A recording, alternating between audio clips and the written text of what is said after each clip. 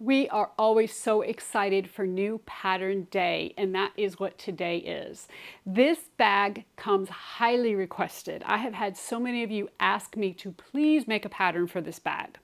So sometimes we are able to take a pattern or a bag as inspiration and come pretty close to the construction methods and how it's put together and the functionality of it. Sometimes we just need to use the bag as inspiration and kind of go with it. So that's what happened this time. I want to show you this bag. I have two of them here. Of course, we're going to make one in today's video, but it is the Zara. So if you don't recognize it yet, this is after the Loewe Puzzle bag. Now, it does not fold down like the Loewe Puzzle bag.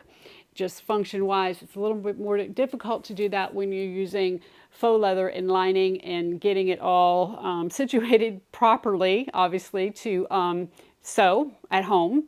But it has a lot of really cool features. So, of course, the first one is this flap. Now, this flap has no magnetic snap on it, and it's meant to do that, okay? You're not supposed to have one. The actual Loewe bag, the flap actually sits on top of the bag and sticks out a little bit. I decided to bring it down a little bit further and have it meet up kind of with the puzzle point there. On the back, we have a slip pocket with in the center where you can fit your cell phone with two smaller slip pockets on the side. Now, this pocket is customizable. And as you can see, you don't see a stitch line down the center, although we do have stitch lines here. So we're stitching kind of underneath. It's kind of cool. Also, you can customize it to however you want it to be for you. If you want your cell phone to sit straight up, you can do it differently. I show you all that in the video. In addition, we have a really cool strap here that's adjustable with one roller buckle. So you can either make this into a shoulder bag or a crossbody bag with just the slide of a roller buckle, which is just like this. And you can turn it and you can adjust it down to the next hole.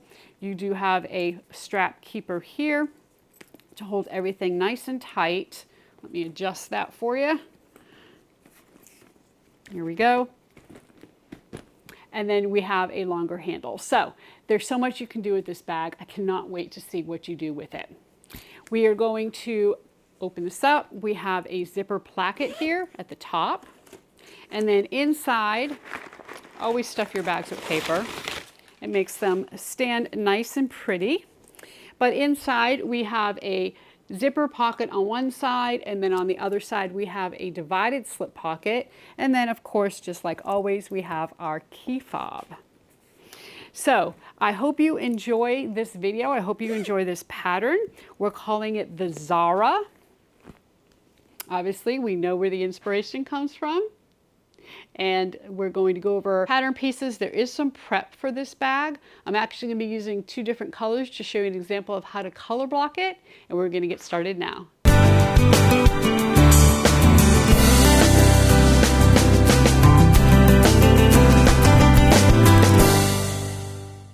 This pattern has a lot of pieces, and as I mentioned in the beginning, it is a great bag to do some color blocking on. So I'm going to make this in two different variations of green. So it's a monochromatic color blocking. And we're going to go, and I'm just going to use one piece that is a different color. Okay. Very, very similar to the Loewe bag, how they a lot of times style it. One thing I do want to point out is if you received a quarterly subscription box, you have one color, and you can certainly switch out a pattern piece for a coordinating color if you have it, but the kits include the bag to be done in all one color. Another thing I want to point out, and this is new in our pattern, is that we have a suggested layout. Now, one roll, you're going to use every bit of the roll for this bag. And so we wanted to make sure that you laid out your pieces properly so that you were not short anything. So go ahead and check out that suggested layout for both the main part of the bag and the lining. So front one looks like this. Now, I also want to mention that when you cut your pattern pieces out, because this is an asymmetric bag with asymmetric pieces, you're going to have to make sure that you place your pattern pieces on your fabric, okay? So on your faux leather, vinyl, leather, whatever it may be, with the right side, so the writing facing up on the fabric. When you go to cut out your stabilizer, you want to make sure that the lettering is again facing up, but you need to put it on the glue side of your stabilizer. Okay, so it's the wrong side of your stabilizer. If you don't, when you go to put the stabilizer on your pattern piece, it's going to be backwards. Okay, so in both cases, pattern pieces face up. The pattern piece goes on the right side of your project, okay, the right side of your fabric, and it goes on the glue side of your stabilizer. Okay, that's the first thing you need to know. So going through, again, this is piece 1, and what you want to do is on piece 1 at the top edge, which is this long edge, you are going to draw a line a 1/2 inch down, just all the way across. And you're going to put the stabilizer up against that 1/2 inch line. What that's going to do is it's going to give you a 1/2 inch, of course, at the top, and then it's going to give you a 1/4 inch on each angled side. And that's super important. Okay, so that's front piece 1. Front piece 2 is the piece that I'm doing a different color, and it looks like this. Now, when you look at the piece on this longest side, you're going to turn it over, draw a 1/2 inch line, and that's where you're going to put your stabilizer up against. Once you put it on there, center it top to bottom. So it's going to give you a 1/2 inch seam allowance or an edge that's a 1/2 inch from the side here, and then a 1/4 inch up and down. And it's going to be a little bit more than a 1/4 inch here at the end, and that's okay. Pattern piece 3 looks like this, very similar to pattern piece 1. And on this is your bottom edge. The bottom edge is the straight edge. That's the edge that you're going to draw the line, put your stabilizer against that line, and it's going to give you a 1/2 inch from the edge at the bottom and a 1/4 inch on each angled edge. And then pattern piece 4 looks like this. It's kind of like a big triangle, sort of. And the edge that you want to mark, the 1/2 inch, is this long edge. So you're going to turn it over, go ahead and draw a line a 1/2 inch from this long edge. Then you're going to place your stabilizer up against it, and you're going to make sure you're about a 1/4 inch, just center it top to bottom. It is going to give you a little bit more of a seam allowance here than some of the others on this other side that you're not marked, and that's okay. We want that. This piece is going to be applied slightly different than the others. So that is your front piece. Those are all your front pieces. Now your back consists of a lower back, okay, which looks like this. It's a big rectangle, and you want to, from the bottom edge, if you have directional fabric, you obviously want to make sure it's the bottom. You're going to draw a line a 1/2 inch from the bottom, and that's what you're going to put your stabilizer up against. You're going to have a bigger seam or a bigger portion here at the top. Side to side, it's going to be a 1/2 inch. Okay, so you're going to have 1/2 inch, draw the line 1/2 inch, put it against there. You're going to have about a 1/2 inch, and closer to an inch here at the top. Your upper back is again one kind of long rectangle piece, and on this one you're just going to go ahead and center your stabilizer in the center of it. You're going to have about a 1/2 inch seam allowance all the way around, or a 1/2 inch all the way around the stabilizer. Then you're going to have a gusset. Now the gusset looks like this. When you put your stabilizer, what you're going to do is from these two short edges, okay, your two short edges, you're going to go ahead and mark the 1/2 inch. Now you have 3 different stabilizer pieces for your gusset. You have 2 smaller, shorter pieces, and then you have a longer piece that's going to go in the middle. So you want to take your shorter pieces and put them up against the line you drew. So you're going to do that on that side, and then you're going to do that again here on this side. Once you go ahead and adhere that, you're going to take the longer piece of stabilizer and you're just going to center it right in between, leaving small little sections about, I mean, we're talking like a scant 1/8 of an inch, like maybe a 1/16 of an inch away. You just want enough so that this can fold in easily without any problems. Okay, so that's your gusset. Then you're going to have 2 flap pieces. Now, the flap pieces are asymmetrical. Okay, and they look like this.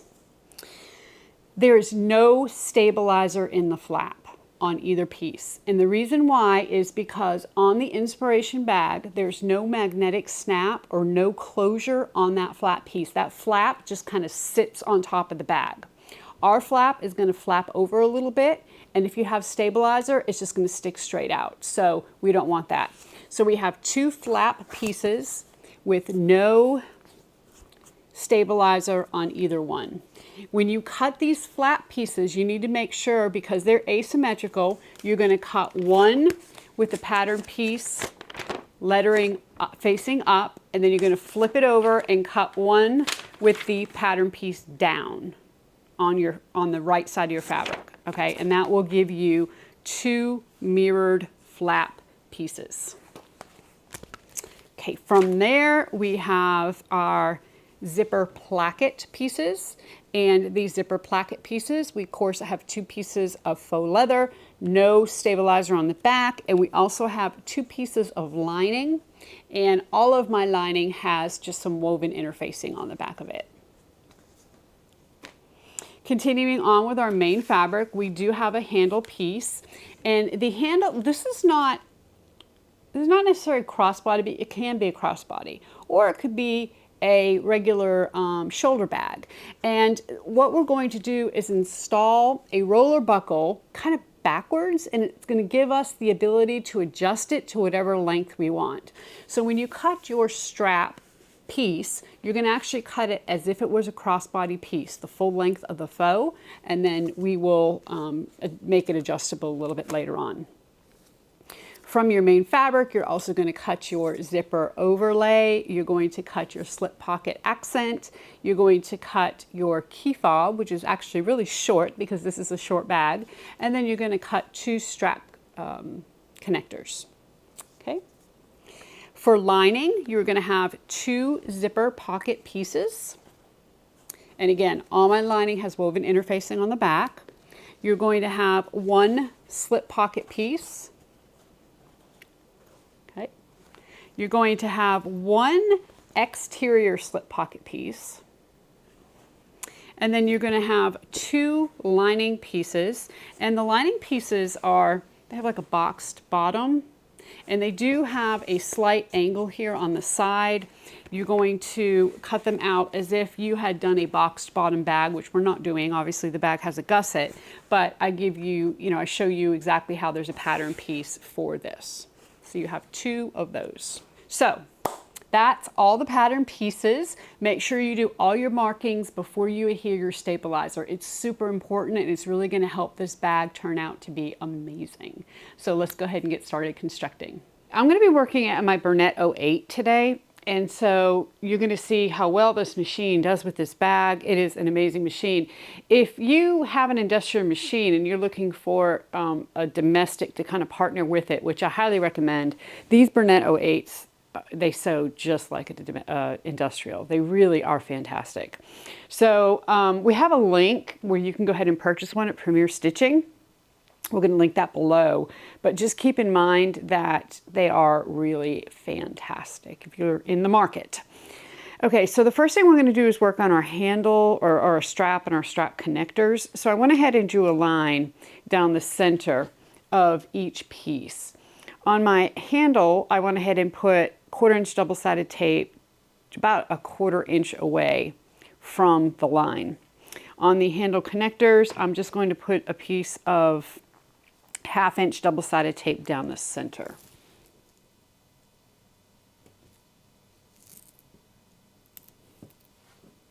Now, the handle connectors are not something we're going to actually stitch right now, so all we're going to do with this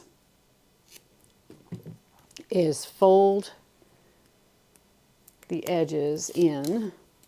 And on the connectors, you want to make sure that your long edges meet. So I'm going to fold it right to the line.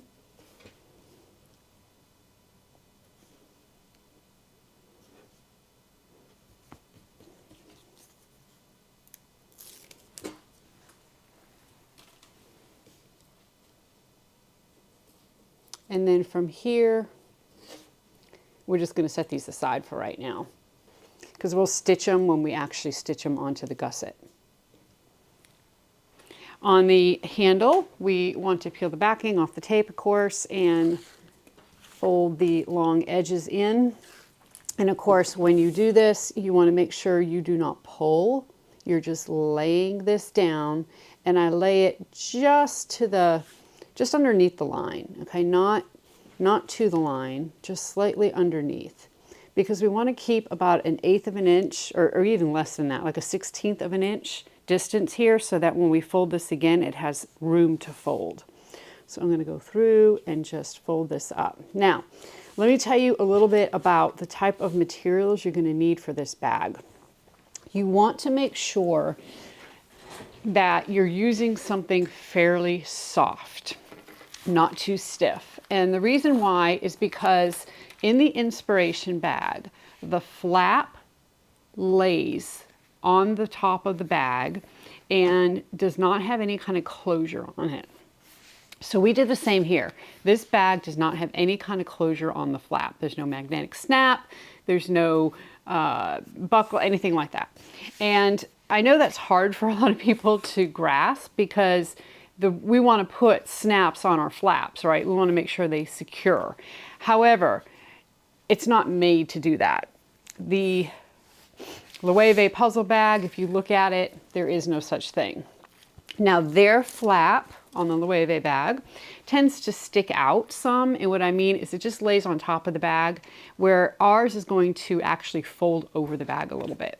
So the reason why we have no stabilizer in our flap is to make sure that our flap is soft and pliable and can do that. So just make sure you're not using a super stiff, like an ostrich probably would not be good for the flap. Maybe like a crocodile might not be good for the flap. Anything super stiff or thick is not going to be good.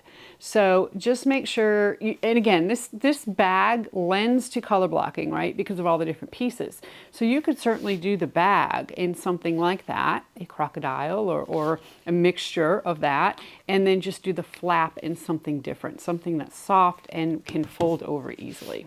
Basically fold over on itself without you having to do anything. Okay, so you can see here I'm leaving a small, just a really small space. And this is a long handle, long strap.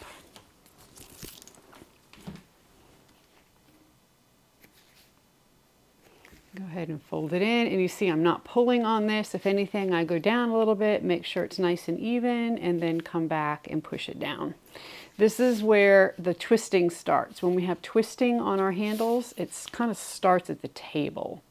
So you really want to make sure that you don't do anything here at the table that would cause that handle to twist.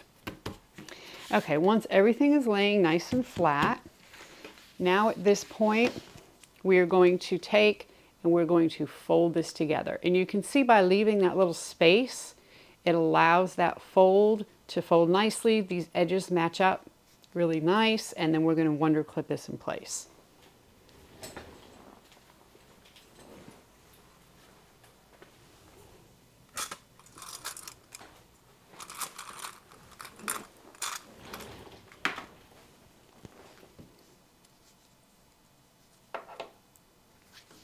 Now, the other thing I want to tell you about this bag is that it is a bag that kind of needs some contrasting thread.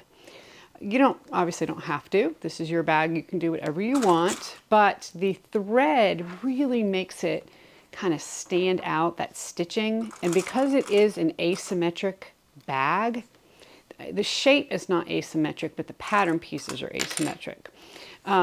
It really does tend to make it stand out, and I highly recommend you consider doing that. I'm typically not one to do that. As you know, if you've watched my videos in the past, I will even change threads in the middle of stitching a bag to make sure my threads match. But this is different. This is a different kind of bag. So I, again, highly recommend. I'm going to be using with this with this material, I'm going to be using a sand color thread. So it's definitely going to be contrasting. With the, if you have a subscription box, I would recommend white thread, whether you have the blue or the pink. Either one, white thread would be amazing, especially since you have a white zipper. I think it'll all tie in really nicely together. Okay, we are now going to go ahead and stitch. And you could certainly, if you wanted to do some kind of end punch on your short ends of your handles, you can do that. I'm just going to leave mine straight. And we're going to stitch this in place. Of course, I always do the open side first, and then I go back and stitch the other side. And whenever we stitch, we're stitching at 1/8 of an inch seam allowance. So we're going to head over to the machine and stitch.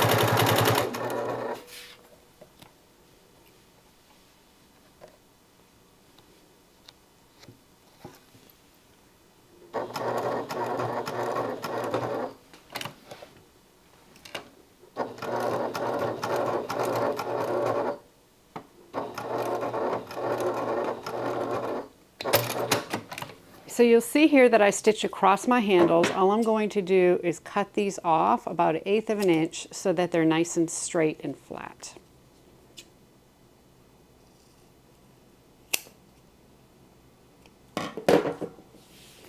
Okay, and then we have the handle completed. That's all it's going to take for us to do that. So I'm going to set the handle aside with the handle connectors, and we're going to move on to the front. For the front, I recommend you go ahead and lay out the pieces so you understand the configuration. So you can see here that this is my configuration for the front, and that's exactly how this is going to go together. So the first thing we're going to do is we're going to pull, this is piece 1, 2, 3, 4. We're going to pull piece 3 and piece 4 away for just a minute, set it aside, and we're going to line up the center of piece 1 and piece 2, and we're going to wonder clip. So if you want to go ahead and mark the centers of that line, that would help. You are going to have a little bit of an overhang on one side because you've got angles. Okay, that's kind of part of it. So I'm just going to fold these in half. Go ahead and mark the center, and then fold this over and stitch. Now, this pattern tends to switch back and forth between a 1/2 inch and a 1/4 inch seam allowance. So make sure that you pay attention to what the pattern is stating you need to stitch before you start stitching. You can see I have a little overhang of the pattern, the front two piece here and here, little triangles, and that's okay, that's what we want. So we are going to stitch beside our stabilizer. It's going to be 1/4 inch seam allowance because that's essentially how far away the stabilizer is at this point. So we're going to go to the machine and get that stitched.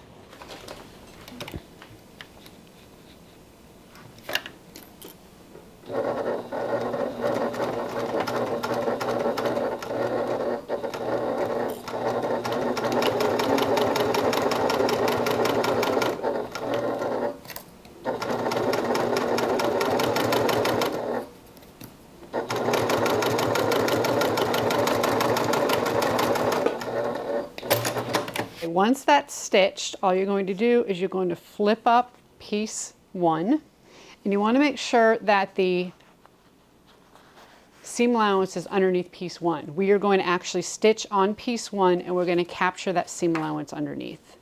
Okay, so just going to fold that up, and then we're going to top stitch here.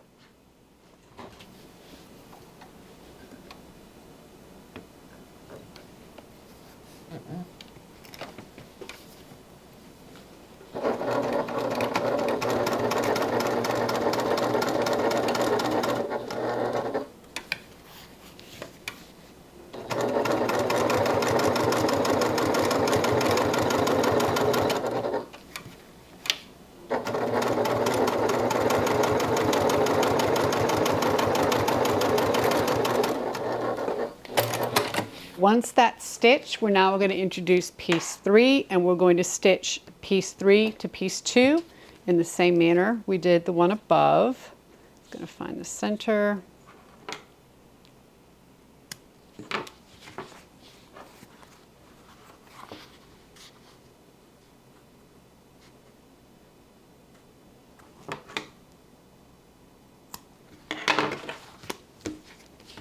And then lay these right sides together.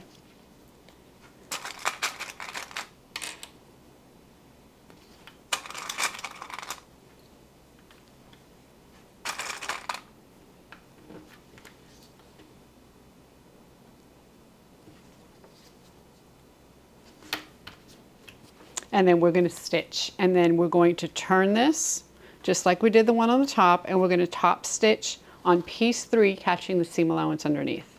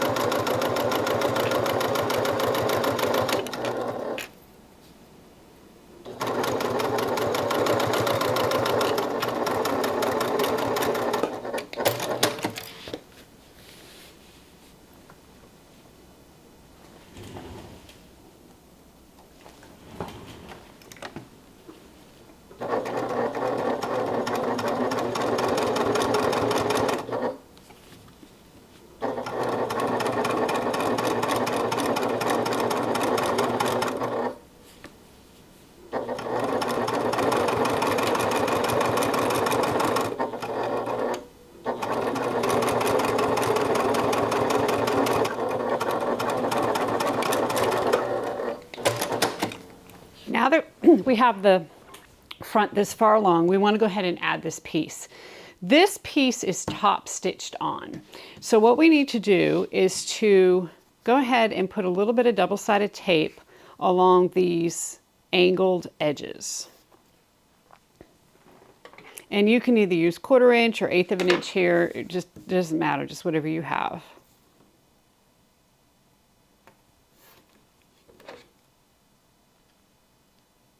And if tape does not like your machine, you can certainly put a little bit of glue and then let that glue dry.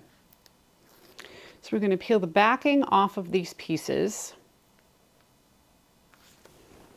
And then we're going to use the stabilizer as the edge where we're going to fold this over. Okay, so you can see here, stabilizer is only going to let you fold it so far.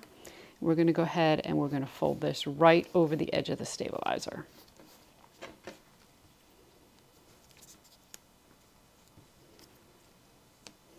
And that's going to give you nice crisp edges. And now we need to go ahead and fold this piece in, that last piece here.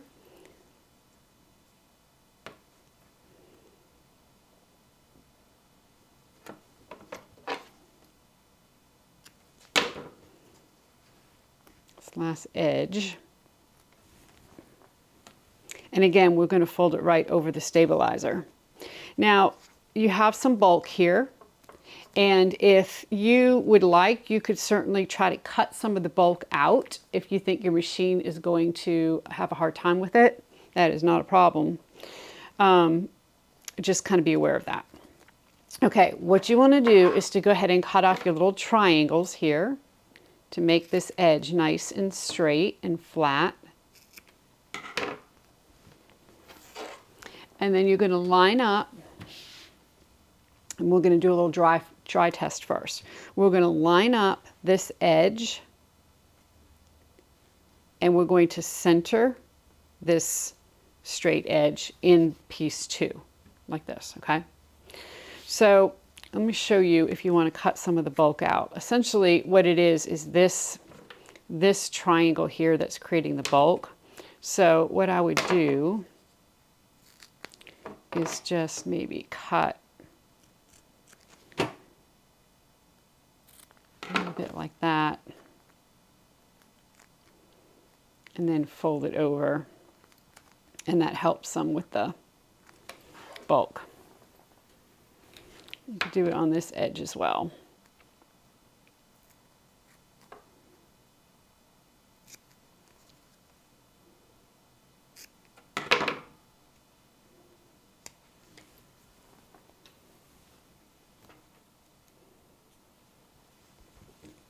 Now, in order to get this to stay in place, we obviously cannot use clips, wonder clips. So we're going to use some double-sided tape again. Or, of course, you can use glue if you prefer. I'm going to put a new piece of double-sided tape on here.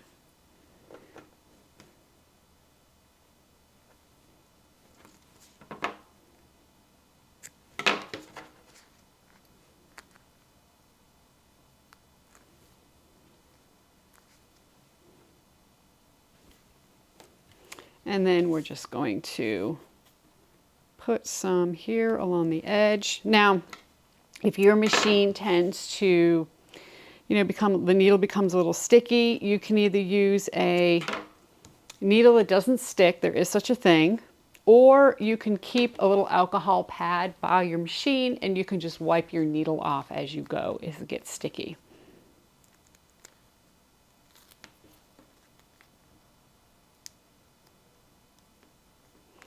Go ahead and peel the backing off. And then we're going to place this on.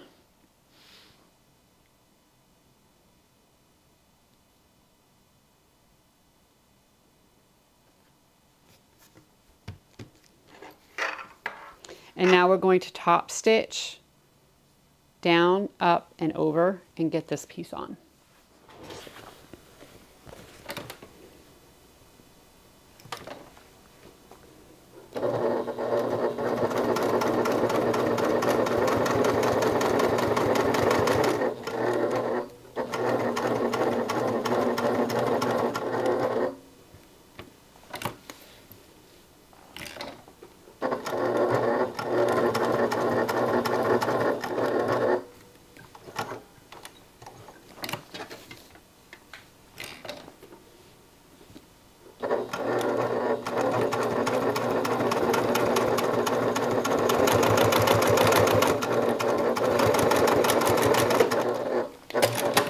Once you have this piece constructed, go ahead and measure and make sure it's the right measurement. So you want the height to be 7 inches, which I have here, so that's perfect. And you want the width to be 12.5, which is exactly correct. Now, I can see here, it looks like my bottom, I didn't cut that very straight. Okay, you can see I'm off a little bit. I'm going to take that to the table and just clean that up. Go ahead and slice that little bit off there. Sometimes as we cut, things like that happen. That looks great there. And over here, you can see I've got a little bit of the piece number 2 sticking out. Again, I'm just gonna kind of clean that up and make sure that everything is nice and straight and even all around this piece. The back consists of putting the flap together and then also the back of the bag. So we are going to start right now with the flap. So you want to put your 2 flap pieces right sides together, and we're going to clip all the way around, one to clip.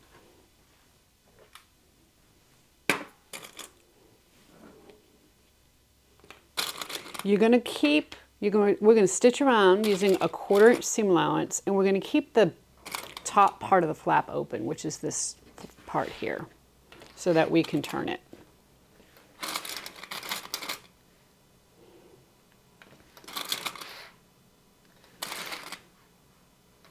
Okay, so I'm going to go ahead and start here. We're going to stitch all around these corners, making sure that we stop, pick up our foot and turn appropriately, and then we're going to stop here.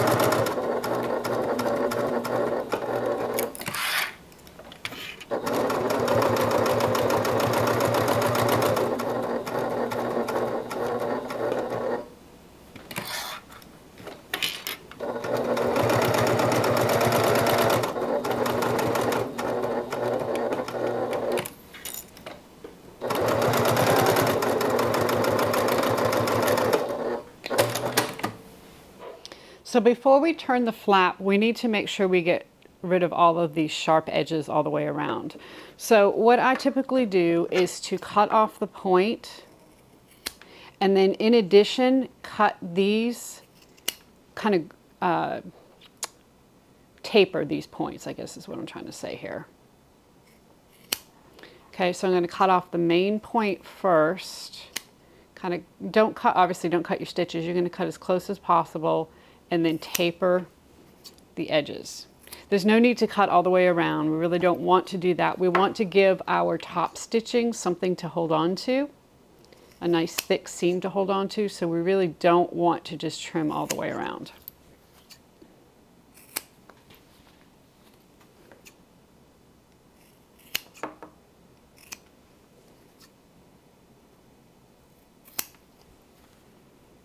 And then we have one more.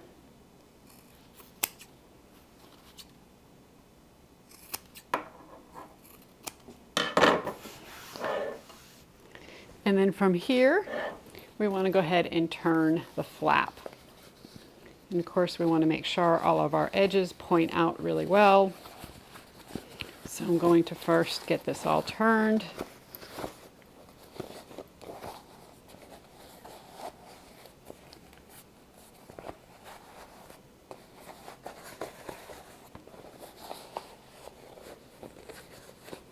And then I'm going to take my point turner, which I use in about every video you see.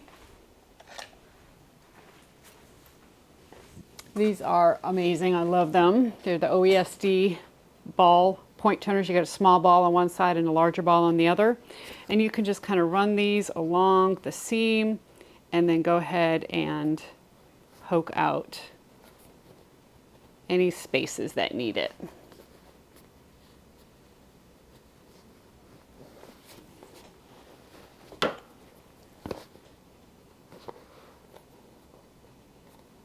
Okay, now there's definitely a right and wrong side to this flap. So what happens is that you go ahead and grab your front piece. If you want to look at the configuration, the flap is going to come around the top part of the bag and it's going to rest like right here. So what that means is this is the right side. So the right side is the side with the bottom point to the right.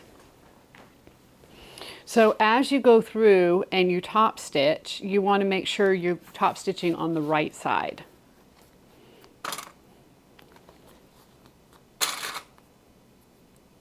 So I'm going to just put some clips here.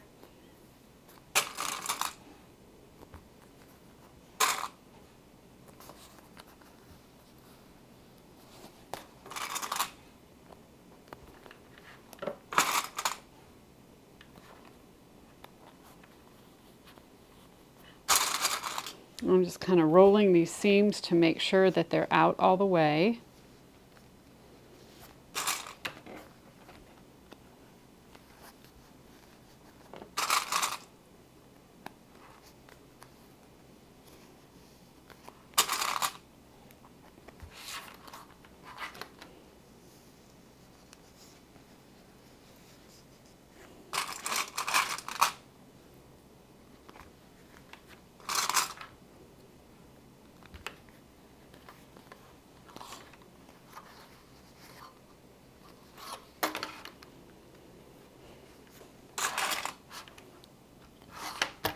Okay, so again, the configuration, this point is on the right side of you as you are looking at the flap. This is the right side of the flap. So I'm going to go ahead and top stitch all the way around.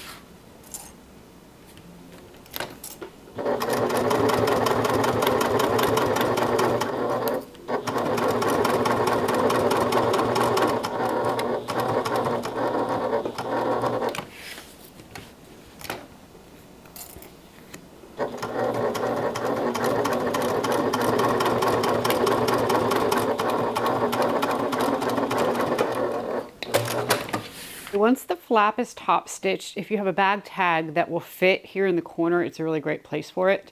But if not, of course, you can put it pretty much anywhere you'd like on the bag. So we're going to set the flap aside for just a second and we're going to look at the back and we're going to go ahead and start on it. So the first thing you want to do is take the back slip pocket. You want to go ahead and attach it to the bottom back. We're going to wonder clip.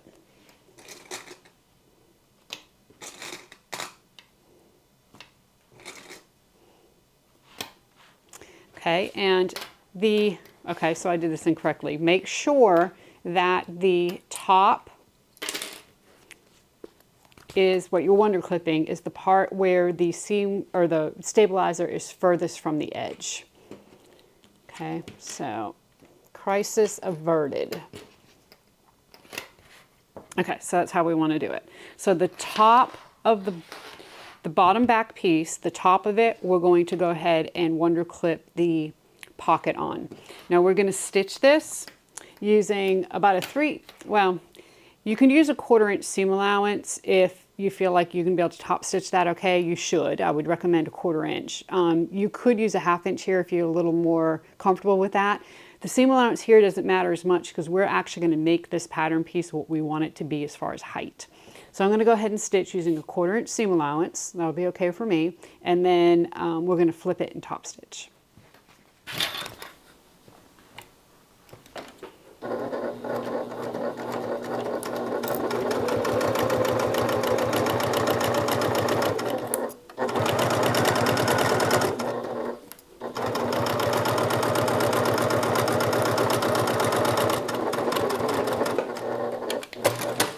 So go ahead and flip this open, and you're going to pull the pocket lining away, and you're actually going to top stitch on the pocket lining. So your seam allowance is going to be going towards the lining, and we're going to top stitch on the lining.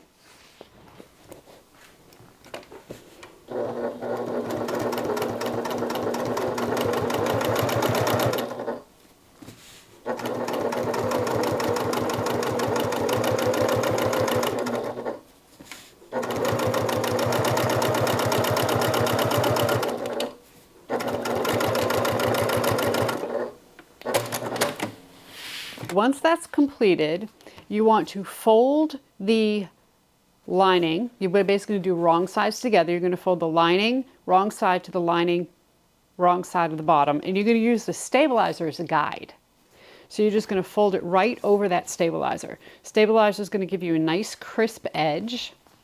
And what's going to happen is part of the main part of the back is going to come to the back side.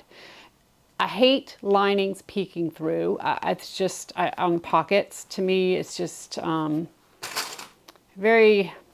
just kind of takes away from the bag, let's say. So I always like to add a little bit of the main part of the bag to the back of the pocket. So we're just going to wonder clip that in place. And now we're going to top stitch along the pocket's top edge, going ahead and capturing this fold so that it'll stay in place.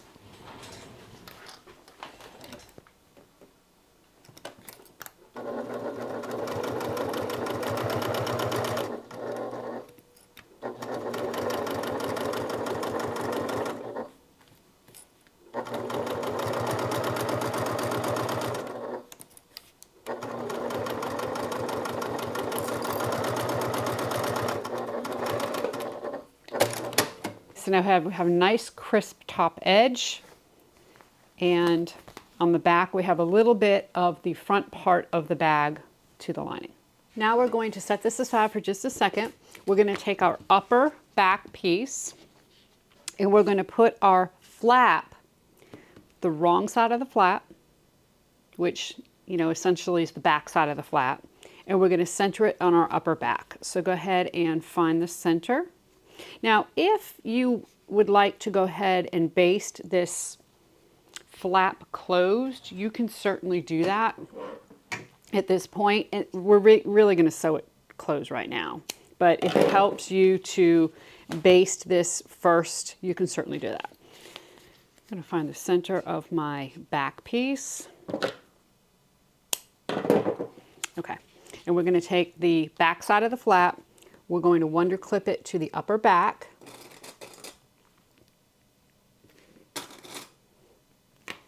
And then we're going to stitch using a 1/4 of an inch seam allowance.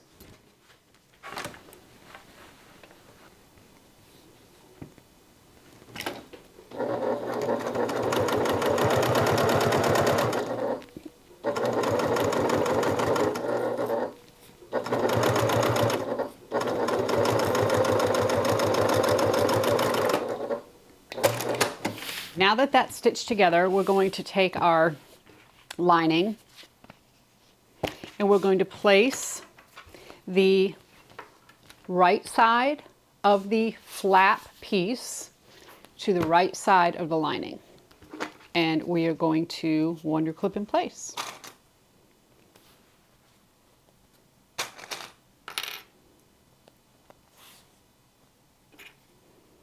And now we are going to stitch using a 1/2 inch seam allowance here. Okay, so this is 1/2 inch.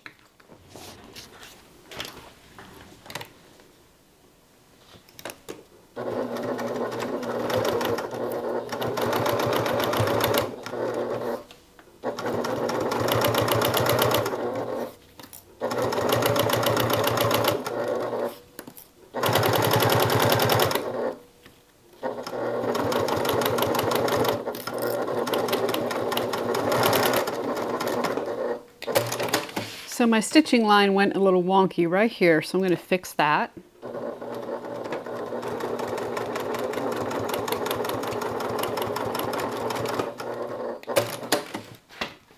So now that that is complete and my lines are straight, my stitching lines are straight, I'm going to cut my threads here. And we are going to flip this up. I want to go ahead and top stitch on the lining all the way across to hold this piece in place. You're going to catch the seam allowance underneath. You can see how it's folding underneath. And we're going to top stitch across.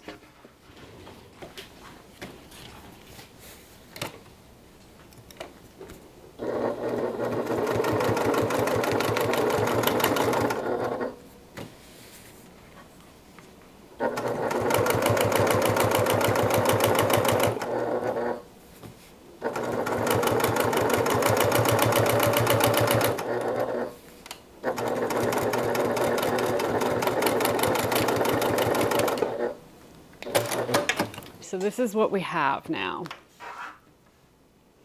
So from here, we want to take our back piece, we're going to fold it up, and we're going to place it on top of the seam that we just sewed. Now, here's what's important. We need to make sure this is 7 inches. So you're going to adjust by moving this up and down, this piece up and down, until you get to 7 inches. And you want the 7 inches to be from the upper back here to the tip of the lower back. So right about there is correct. I'm going to go ahead and wonder clip this in place. But all I'm going to do is wonder clip on the lining. Okay, so I'm going to flip this back piece up and I'm just going to clip my lining. I recommend measuring both sides just in case something got off a little bit along the way. And I'm going to put one clip here. Okay, now here's where the fun is. This back pocket needs to be divided because if not, it's going to gap when it's on the bag because this is a long pocket. So in order to kind of keep the aesthetic of the bag looking nice, I don't want to just stitch up the center here. What I'm going to do is I'm going to flip this piece up and I'm going to stitch the pocket wherever I want and however I want this divided. Now, most people are going to want to put their cell phone in this back pocket. You can do this 2 ways. You can either arrange it so that the cell phone goes straight up and down and sticks up a little bit. Okay, I don't have a super large cell phone. I have about a medium-sized cell phone. And you can see that if I put this all the way to the bottom of the pocket, it's going to stick up some. If you're okay with that, then maybe you just divide this in half. If you want your cell phone to disappear in the pocket, now you're looking at stitching 2 lines, okay, so that you can go ahead and have that cell phone lay flat. Now, when we originally did this, we went ahead and stitched 2, and then we got to thinking, what can you use these little sections for? Well, we found out that anything long and skinny will fit in here. So you can put pens in here, you can put chapstick in here. If you have a pair of reading or sunglasses, they fit in here. Fantastic. So just, you might think, oh, these pockets are going to not be very useful, but the reality is you're going to find a lot of uses for them. So what I suggest is you take your cell phone or whoever cell phone you're making this bag for and go ahead and lay it down on the lining. And I'm just going to unclip this, reclip it on the lining itself, and figure out how big you really want this pocket.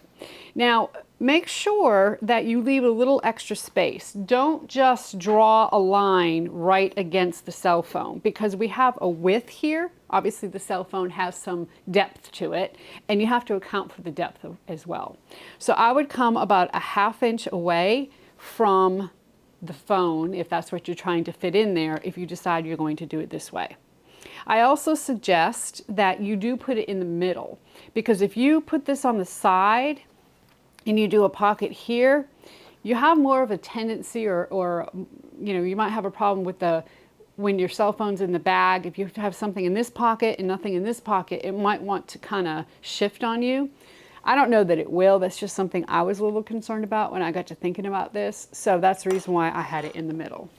So what I'm going to do is just figure out where I want my cell phone. So I'm going to put mine right here in the middle. I'm going to take a ruler, and there's no rule on this, understand. This is all up to you, and you need to design this however you would like, okay? So I'm going to take this and I'm going to measure, you know, roughly about a 1/2 inch, and I'm going to draw a line, and I'm going to do the same thing over here, and I'm going to draw a line. And so now I'm going to stitch on the lining only, up as far as I can go, and the same thing over here as far as I can go. I am not going to include the main part of the bag in this because I want that back to stay looking nice and smooth. Okay? So I'm going to add a couple of clips here to make sure that the fold stays where it needs to be and it doesn't get folded out of proportion. And then I'm also going to put a clip here and here to hold this in place so that I can stitch this.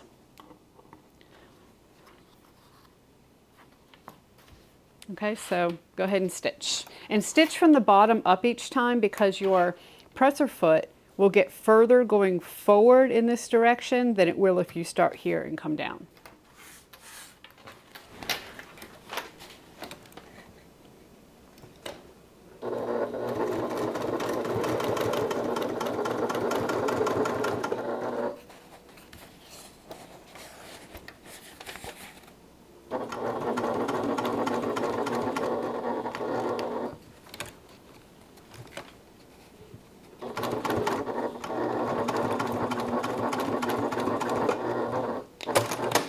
Make sure you back stitch really well when you do this.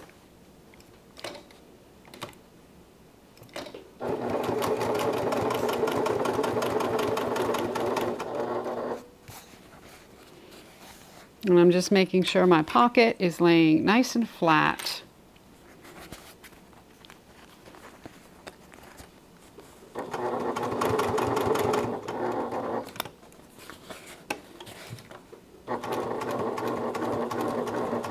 I'm going up as far as I can and back stitching. So now I have stitches there. So I have pocket and then a smaller little pocket here. Okay, you can see where those stitches are. Right there. Now we are going to put a rivet here if you would like. It is 100%, you know, optional. So if you don't have a way to put a rivet in, you know, certainly don't worry about it, but it will help reinforce this pocket so it doesn't come apart. So before we do that, I'm going to go ahead and baste the sides closed.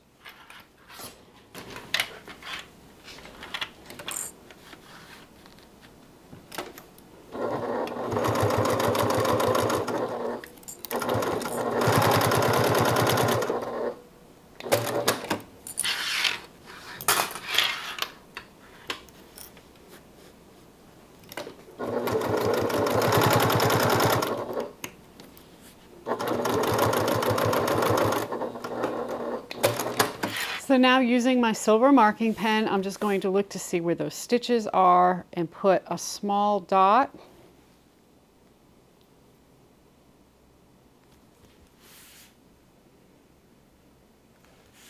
And I'm going to go ahead and install a rivet on each dot.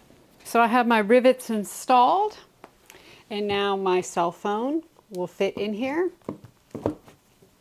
nice and hidden.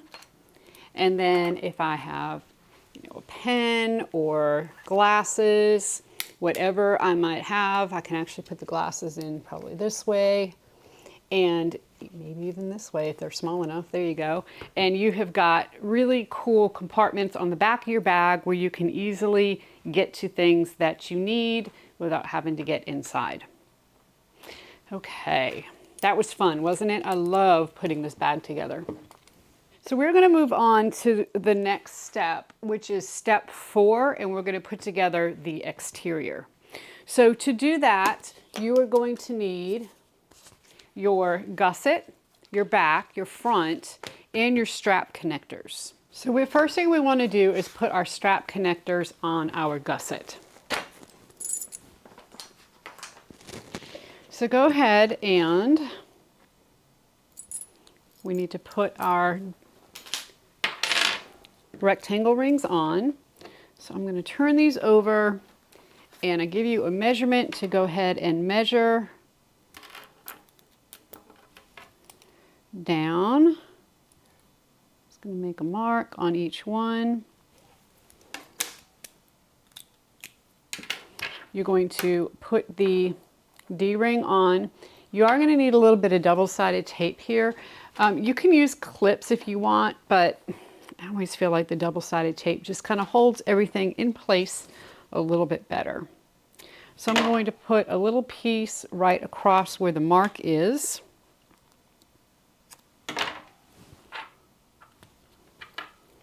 Peel the backing off the tape. And then take the mark is further to one side than the other. You're going to put the rectangle ring on the side that has the most distance and then fold that side to the line.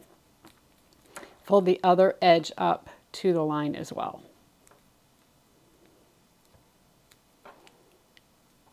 Okay, so we have a nice strap connector here with no raw edges anywhere.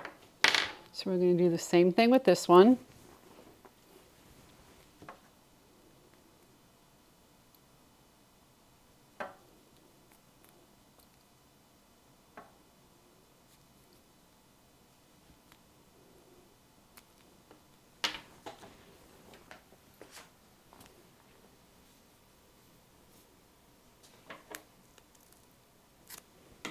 And then from here, I'm going to put a little bit more double-sided tape on the back.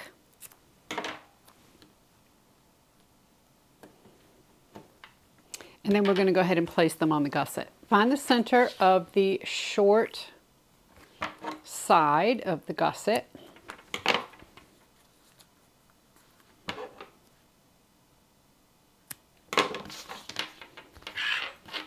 And then you're going to measure 1 inch down.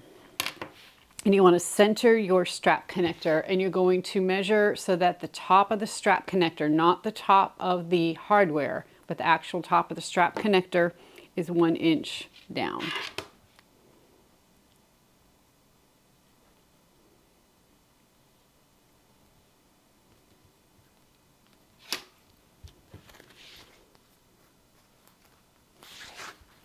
And now we're going to go ahead and stitch that on.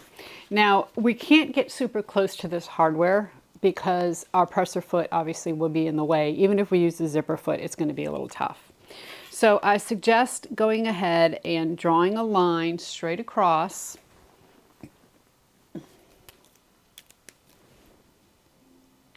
Anywhere between 3/4 and 1 inch down.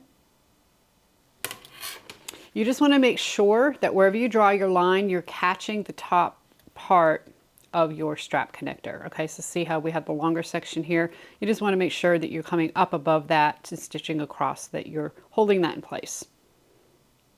And what we're going to do is stitch across, down, over, back up, and back across. And then I'm going to put a rivet here just for added security. Again, that's purely optional. You don't have to do that.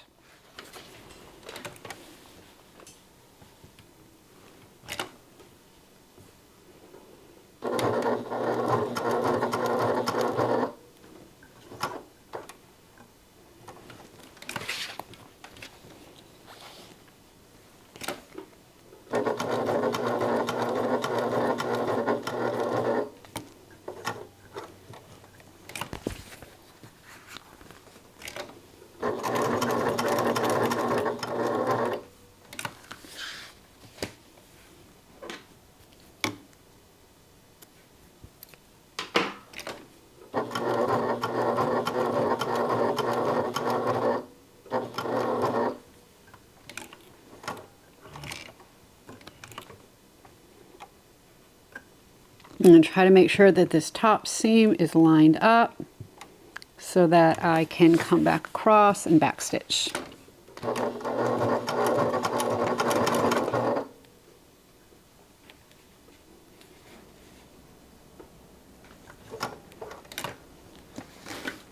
And now again, I'm going to put a rivet,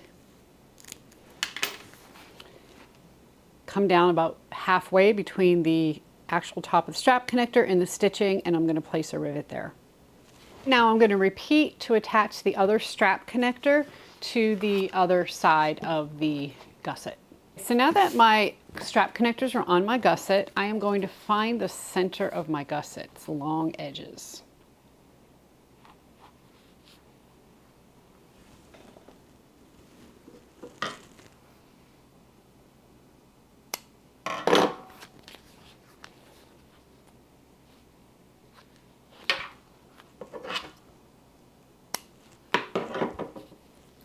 We are also going to find the center of the bottom of the front. Now remember, the front, this is upside down, the front goes like this. So the top, the piece that we top stitched on is always going to be on your right. That's the front. Or excuse me, that's the right configuration, I guess I should say. It's all the front, but. So we're going to find the center of the bottom. Okay. Let's go ahead and we're going to wonder clip the gusset to the bottom, matching the center.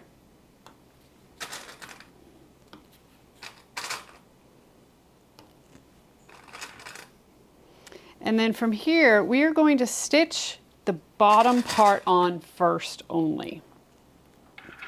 We're going to stitch from the edge of the middle piece of stabilizer to the other side.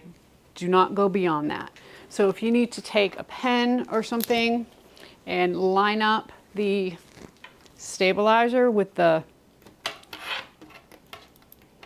bottom, you can do that. So I can just do this. Oops. I'll do the same thing on this side.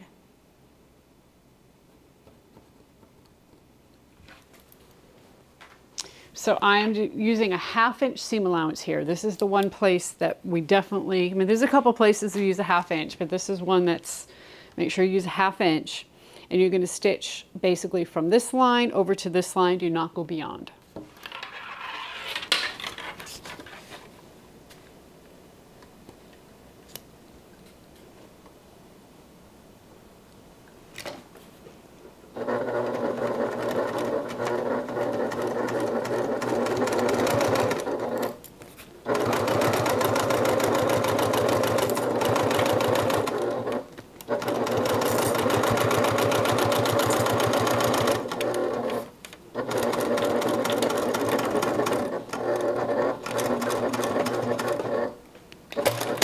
Once your stitching is complete, we now need to go ahead and snip the gusset at the places we marked. So I want this to turn and go up to the top, but in order to do that, we need to make a relief cut. So go ahead and cut up to your stitches.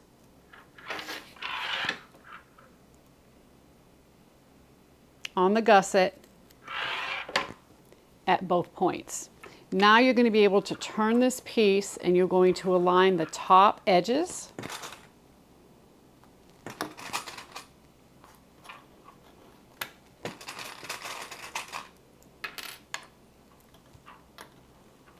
And you can see you have a little relief cut with a little rectangle here sticking out.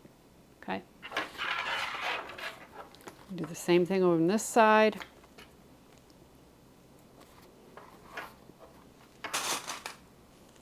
And now we're going to stitch. Again, using a 1/2 inch seam allowance, stitch down, making sure we match up with our previous stitch line here. And then the same thing here, stitch down.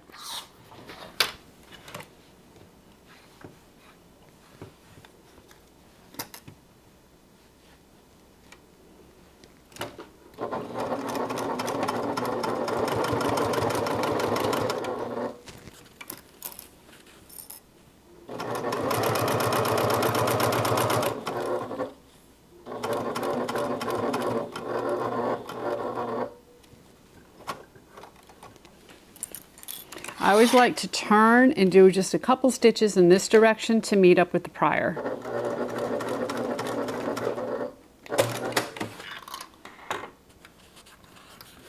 So here I'm going to start on the bottom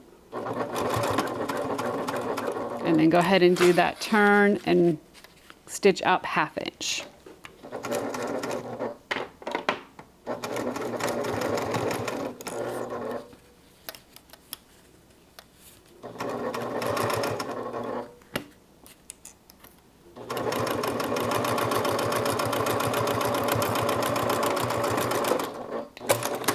So here's what we have. You can see our little edges here. So we want to go ahead and cut those back. Do not cut all the way up to the top. Do not cut the seam allowances back that far because we want to be able to open the seam allowance when we stitch it all together. And if the seam allowance is too small here, we're not going to be able to open it. So I'm just going to cut up, leaving about 1 inch.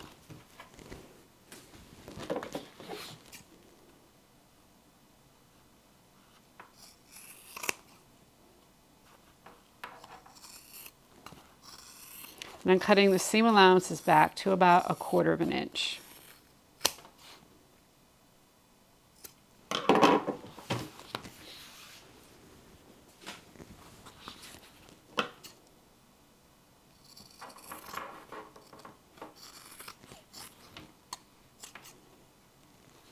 And I'm just going to kind of cut off these little triangles here.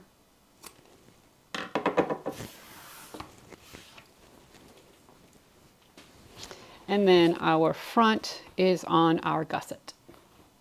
So we are going to repeat the process and put the back on. So I had already found the center of my gusset, so I'm going to go ahead and find the center of the bottom of the back.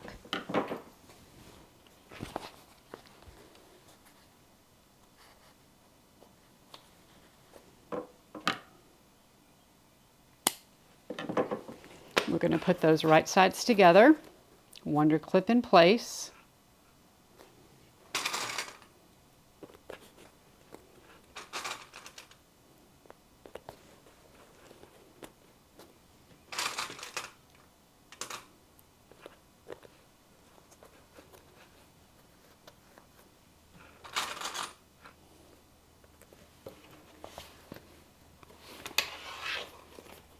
And then once again, we are going to stitch from the edge of the stabilizer to the edge of the stabilizer. So I'm going to go ahead and draw a line so I know where that is.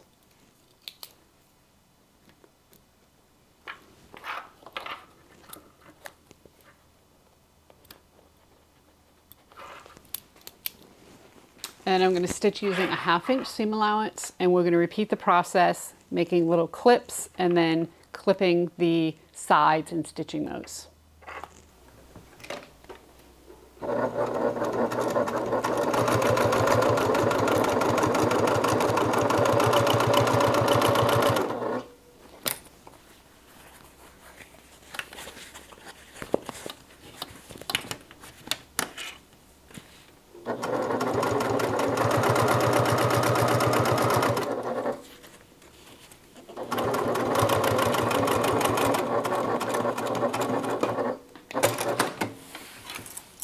When you go to clip your sides, make sure your flap is out of the way.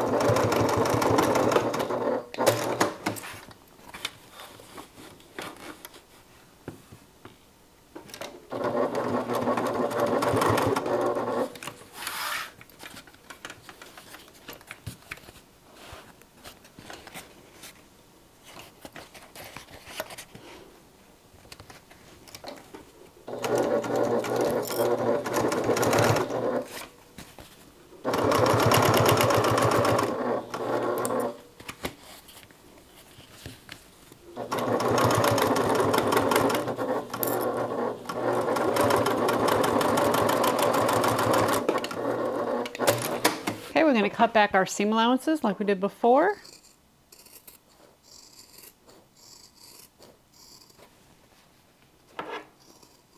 Make sure you do not cut all the way to the top.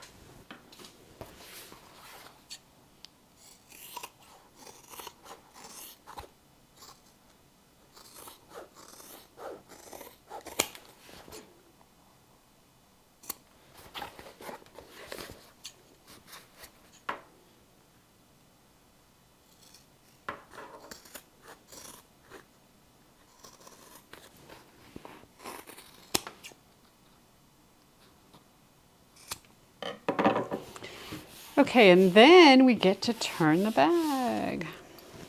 And obviously this is a really easy bag to turn because it's so wide.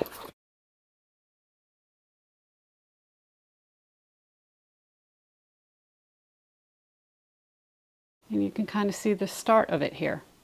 So we are going to move on to the next step, which is the zipper placket. For this step, you're going to need your zipper placket pieces and of course your longer zipper. So turn the zipper placket pieces over and we are going to place, I like to use 1/2 inch double-sided tape here because essentially we're going to fold these edges over about 1/2 inch.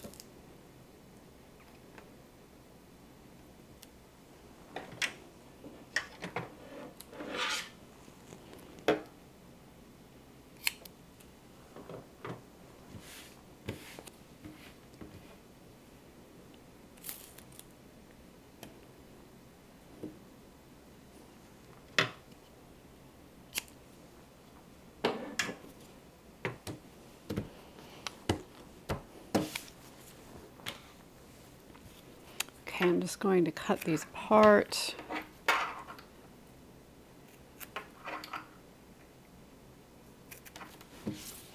And then on one of your main pieces, you're going to fold both edges over. And then on the remaining 3 pieces, you're just going to fold one edge over. So, and I'm going to fold them over 1/2 inch. If it's easier for you to mark 1 inch down and then fold this edge to that line, you can certainly do that. I just kind of use the edge of the tape as a guide and it works out okay for me.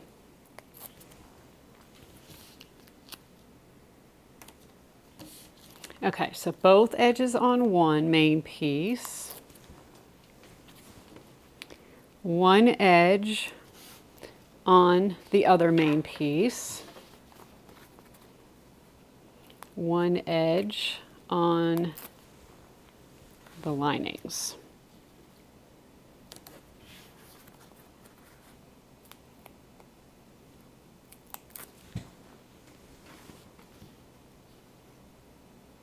Okay, set those aside for just a second. We need to go ahead and form our right angle on our zipper. So you can either mark with a pen, a silver marking pen, or you can just kind of eyeball it. But basically we want to mark about 1 inch down. And what we're going to do is pull the zip apart slightly, fold the zipper tape on that line, and then go ahead and put it up towards the zipper teeth so it forms a right angle. And the main thing you want to make sure of here is that your zipper teeth are even.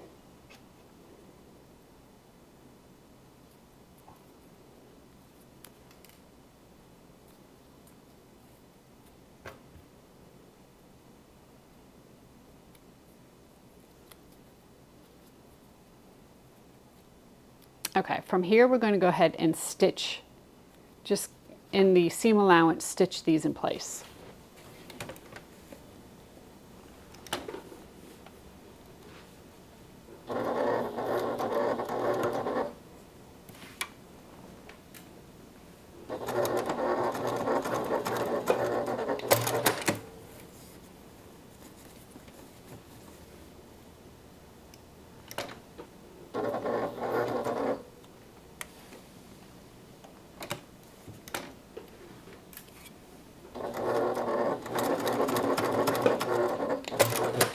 so this is what we have. And if your teeth are off slightly, don't worry about it. If your edges, like one, you know, if it's off one tooth, don't worry about it. We can kind of cheat that when we go to put our zipper pull on later, and we can even it up. Okay, so now what we're going to do is put 1/8 of an inch double-sided tape along one long edge of each of our pieces. And you know, again, I know I use double-sided tape a lot. Bag making, obviously, it's in place of pins because we cannot use pins on leather, faux leather, cork, vinyl, because it leaves holes. However, if you do not have any double-sided tape, or you know, if you don't particularly like using it, you can either use glue or you can just use Wonder Clips here. Just do your best to kind of get these things Wonder clipped on. Especially with the zipper placket, you don't have to use tape. Wonder Clips would work just fine.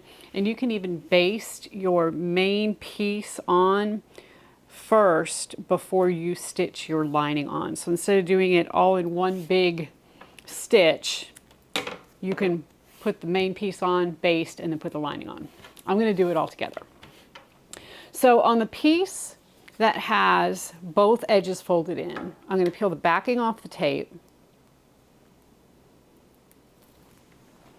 And then I'm going to place that edge right side down on the zipper, of course, along one edge. Now, you don't want to line the exact edge up with the teeth. You want to leave an overhang of about 1/4 of an inch. Okay, so you can see here about what that is. And I'm going to lay the rest of this down on the zipper tape. Don't pull the zipper tape. You just want to lay it down. And now we're going to peel the double-sided tape off one of the lining pieces. And the side that is folded, okay, so that's this side. That's the side I'm going to put right side down, matching up the main zipper placket with the lining, laying the rest of it down on the zipper tape. And then when I get to the other side, I'm going to peel the backing off the 1/2 inch piece of double-sided tape and fold it so that it matches the other zipper placket piece, meaning the main zipper placket piece. If we fold that ahead of time, if we're off slightly on our folds, these won't match. It's easier to put it on and then fold it. And now we're going to stitch using a 1/4 inch seam allowance. One hint, I always like to stitch with my zipper teeth facing down on the bed of my machine. For whatever reason, it just makes it a little easier for me. It's like there's not as many bumps from the zipper. And you can certainly use a zipper foot here if you would like. Our goal is not necessarily to get as close as possible, but just to keep a nice even stitch all the way down. And I find 1/4 of an inch works great for me.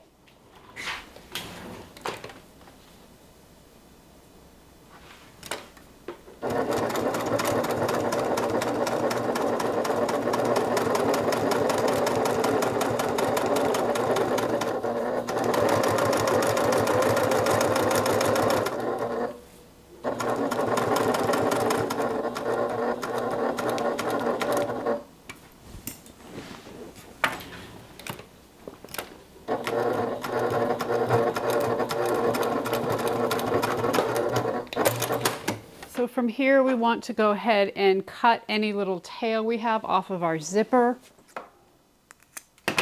I'm just going to singe the edge of this. And then we're going to fold these pieces right sides together and Wonder Clip. Now, I'm sure you have seen with the stitching how nice this Burnette stitches right over all of these humps and bumps and lumps without any kind of hump jumper. That's one of the things that the Burnette has built in. It's called a differential feed. It works fantastic whenever you're using it for bag making because of that. It also tends to pull the fabric through a little bit more even. There's not a walking foot on this machine. You can certainly buy a walking foot for it, but it is just the way the mechanics work on it. It's just really great. Okay, so now we're going to repeat that process. So I am going to take my other main piece, peel the backing off, and then I want to line this up with my other placket piece. So I want to make sure they're nice and even. And I do want to say that if you're enjoying the video, please give me a thumbs up, like, subscribe. That way you know when we post new videos. We also have every Thursday a live stream that we do. It's a lot of fun. We go over a lot of cool things. So if you click that bell icon, you will be notified when we go live as well. So from here, go ahead and peel the backing off of the 1/2 inch piece on your main placket piece, and you're going to fold it so it's even with the other placket piece, just like we did with the lining before. And that's just a great way to ensure that everything's lined up and even. You may find that you're folding this more than an inch, or more than a 1/2 inch, or less than a 1/2 inch. I mean, at this point, the measurement doesn't matter as much as it matters to get it nice and even.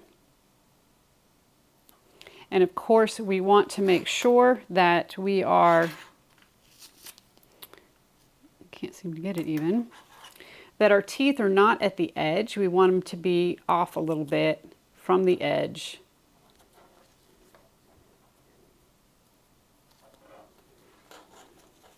You may have to play with this a little bit. Certainly don't want any tucks in your zipper. Let me work at that some here. There we go.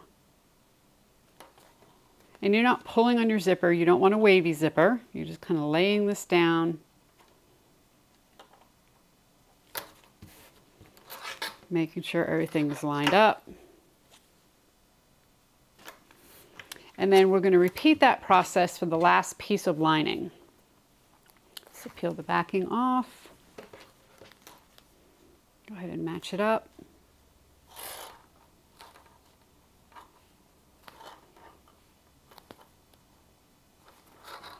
And then peel the backing off the 1/2 inch. Double-sided tape and fold it so it is even. Okay, now we're going to stitch this in place.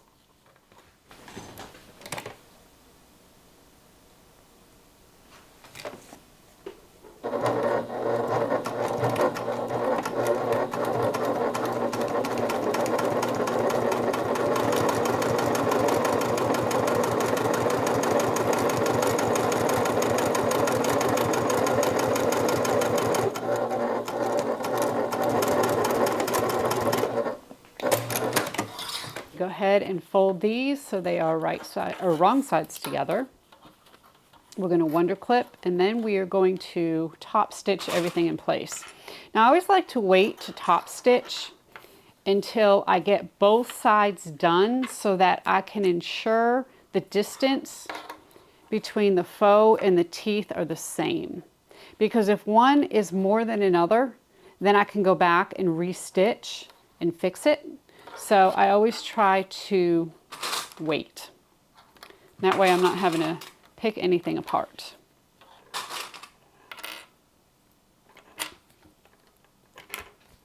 Okay, so from here we're going to top stitch across this short section, top stitch next to the zipper, top stitch down here, and then we're just going to sew that side closed.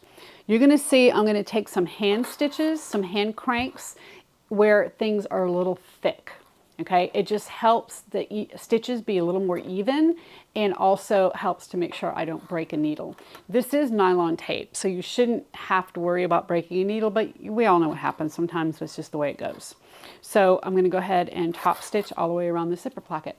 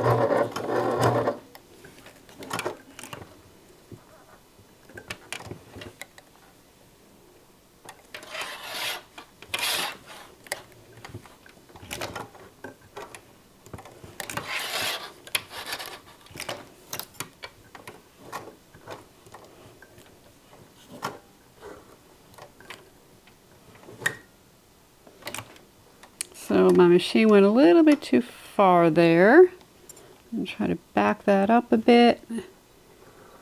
See if I can get an even stitch.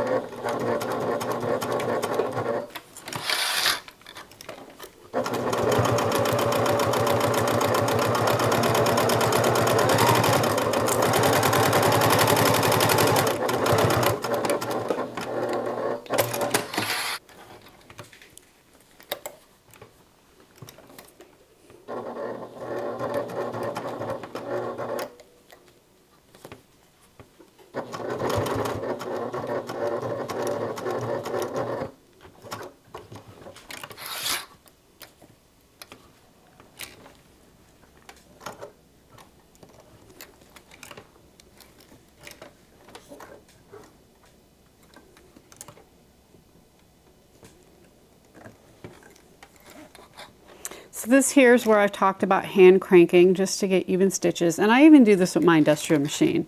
I do it with everything because I really feel like here is where, this is the top of your bag. You want it to look as nice as possible, and you want to make sure your stitches are as even as possible.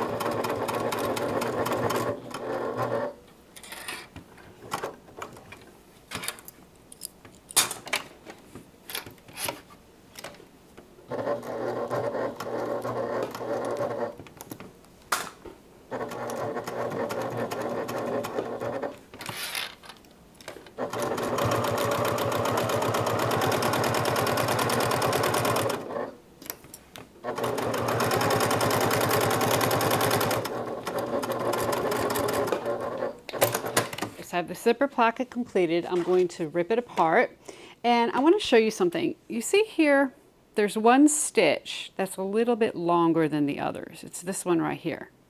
And I don't want to take this whole thing apart and try to restitch, because that's just going to mean I got to get the same holes, and you know, it's just kind of a pain.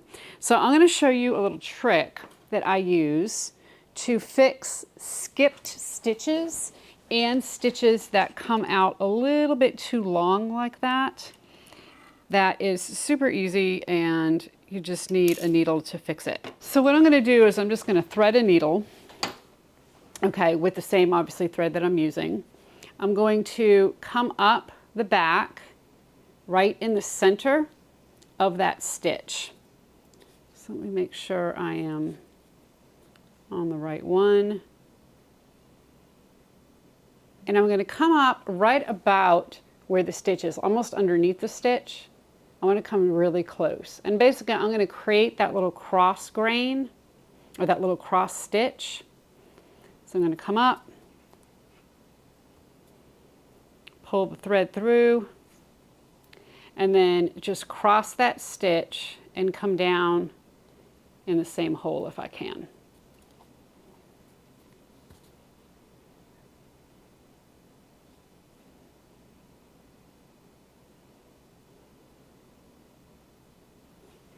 And then when I pull that tight, you can see that that stitch that was too long now looks like two separate stitches. So I'm just going to tie a knot in the back. I'll cut these threads, and then I will be good to go. Cut these off, and I can even go ahead and singe them if I'd like, just to kind of hold it all down. Okay, and now there's no long stitch. The long stitch was right there. Pretty cool. So from here, we are going to move on to our lining construction. Before I do that, I am going to fold these in half and mark the center.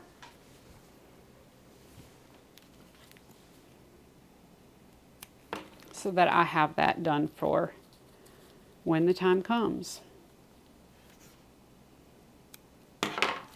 Okay, good to go. Moving right along. So we are going to start out with our slip pocket. And on the slip pocket, typically we fold it this way. We're actually going to fold it so that the long edges meet, because this is a long bag. And if we fold it the other direction, we're not going to be able to fit it in there. It's a short bag and it's a long bag, right? So we're going to fold it so the long edges meet, and we're going to stitch up each side. And you can use a 1/4 inch seam allowance here.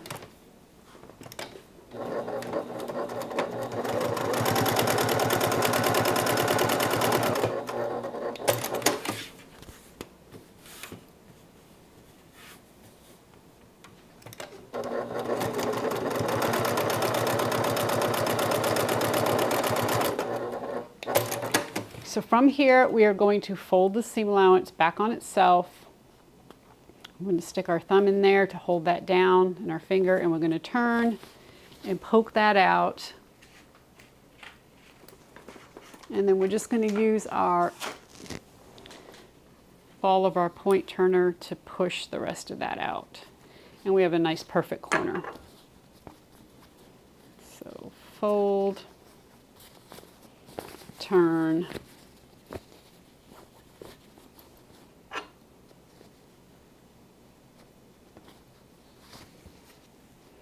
now I'm going to go ahead and baste the top of this pocket closed. And when I say baste, you know, what I mean is just use a eighth of an inch seam allowance just to close it up. It doesn't have to be anything perfect or pretty.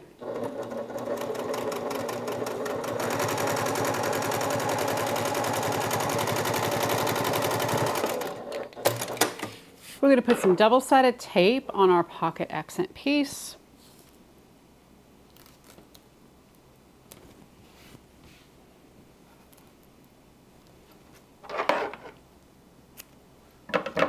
Mine's a little long. I'm going to go ahead and cut that. And again, you could certainly use Wonder Clips here. You do not have to use double-sided tape.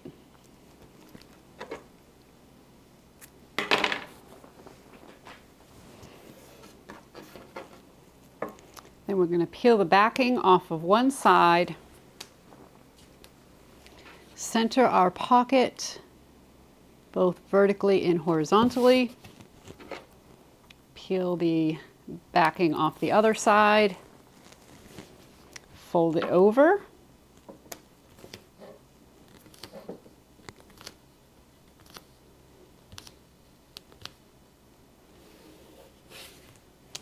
and then we're going to go ahead and top stitch.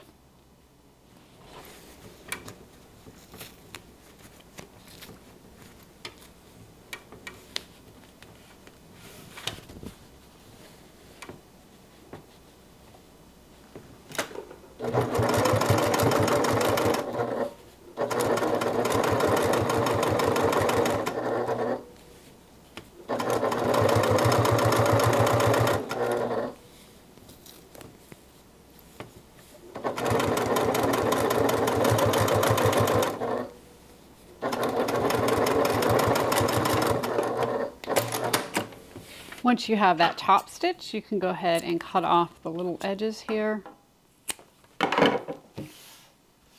And we have the slip pocket completed. So we're going to set that aside. We're going to take our zipper and our zipper pocket pieces. We're going to take the wrong side of the zipper. We're going to place it against the right side of the pocket. Okay. I know this looks strange, but it's how we're going to do it, and we're going to go ahead and stitch.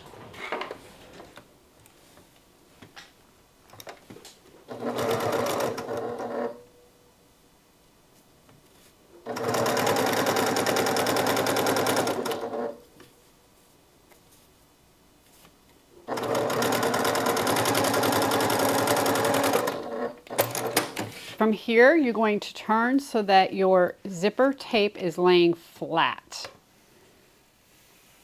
And you're going to top stitch the edge of your zipper tape down to your pocket.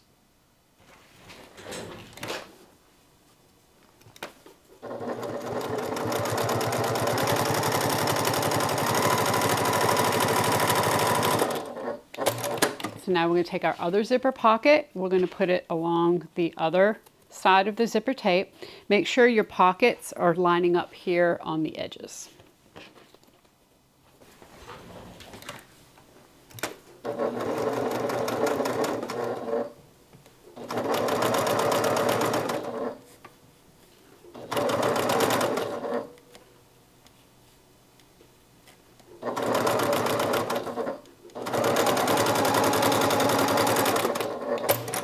And then we're going to do the same thing. We're going to open this up and we're going to make sure our zipper tape is laying nice and flat and top stitch that down.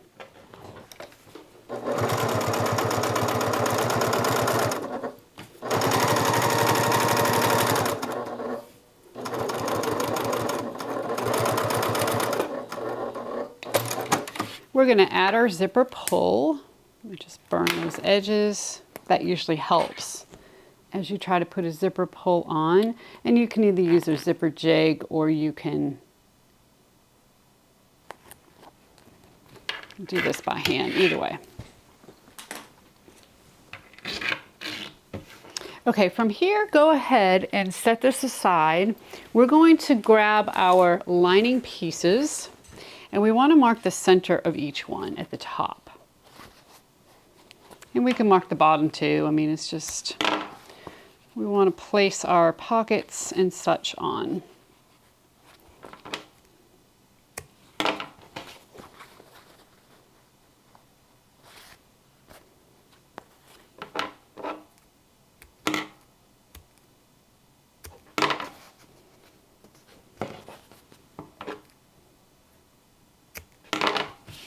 Okay, on one of our lining pieces,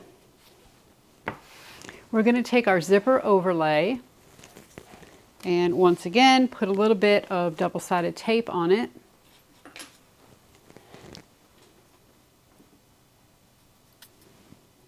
As you put it kind of in the center of the long edges.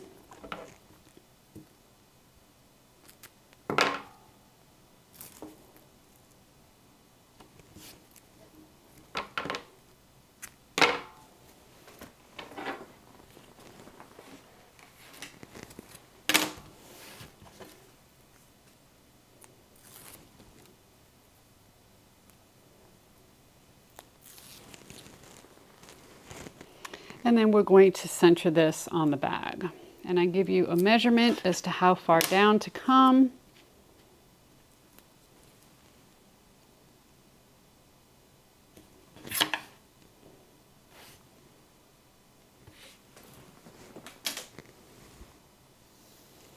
And we're going to stitch along the outside edge only.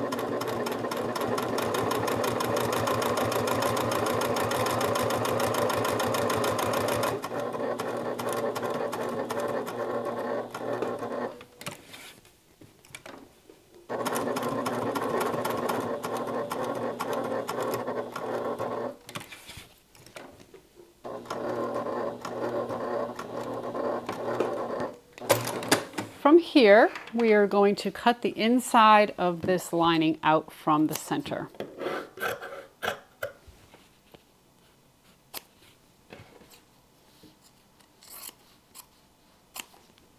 When you do this, you don't have to cut it even with the zipper overlay. You want to actually cut it beyond that so that you don't see it from the front. It doesn't have to be neat. Nobody's going to see this.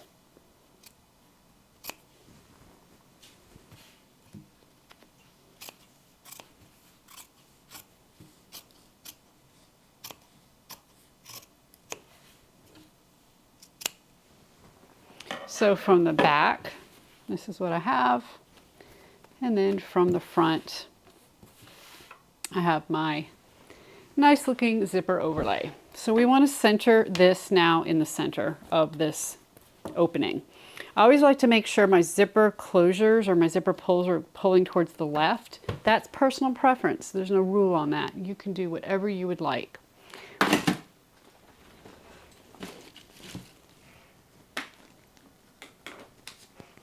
We are going to take some double-sided tape once again. I like to put it right on the edge of the zipper tape.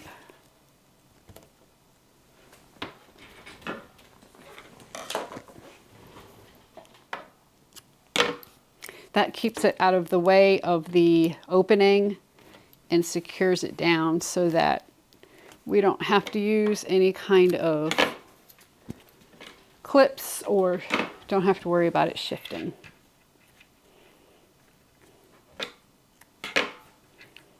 Go ahead and take the backing off the tape and we're going to center it in this pocket opening.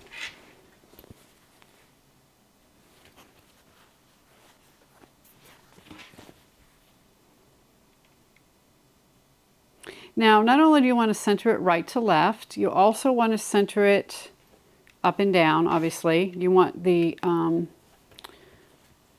zipper teeth to be about the same distance from the edge on both sides.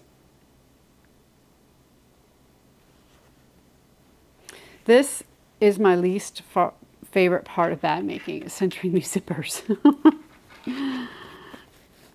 Don't know why it is so difficult for me. It's really not that difficult. Maybe I'm just trying to get it exactly perfect. Okay, so once you have it in there, we're going to now stitch around the inside edge. Again, you want to make sure that on the back you have enough space on each side that we're going to be able to close the pocket from the back, which I have plenty. Okay, so stitch around the inside.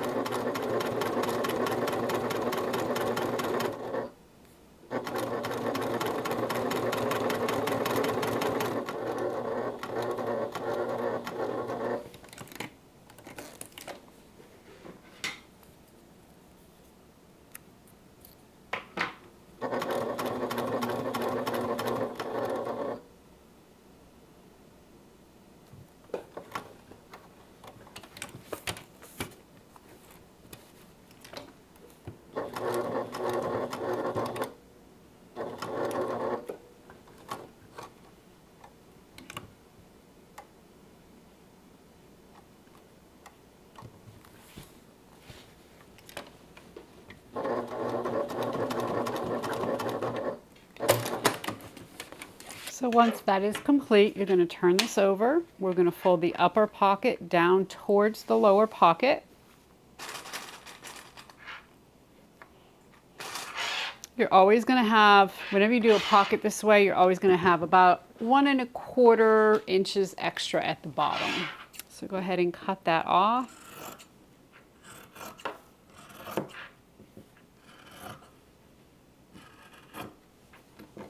And now we are going to stitch the sides closed only. You want to leave the bottom open for turning.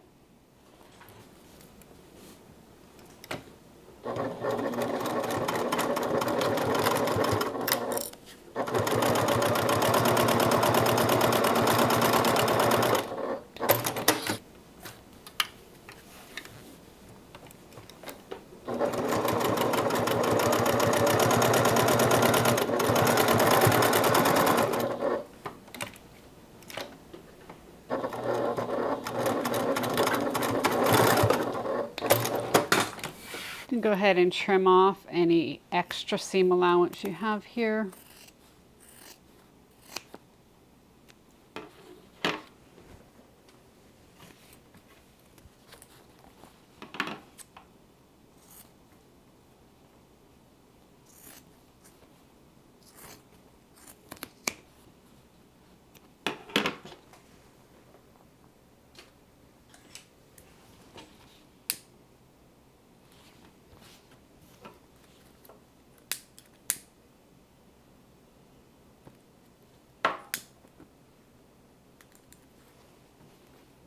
Okay, and there we have our pocket completed.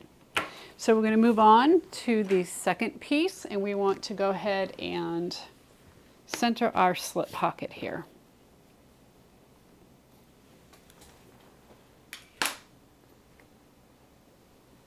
Now, you can either use pins here, or you can use sew type magnets, which is my favorite method.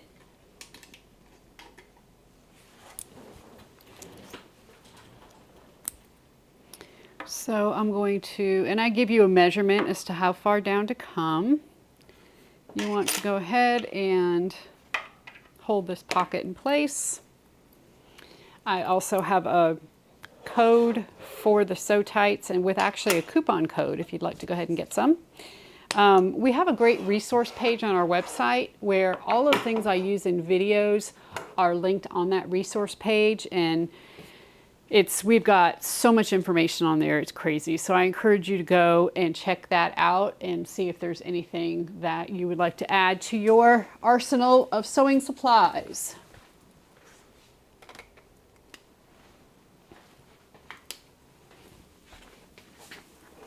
So because this pocket is so wide, I am going to divide it.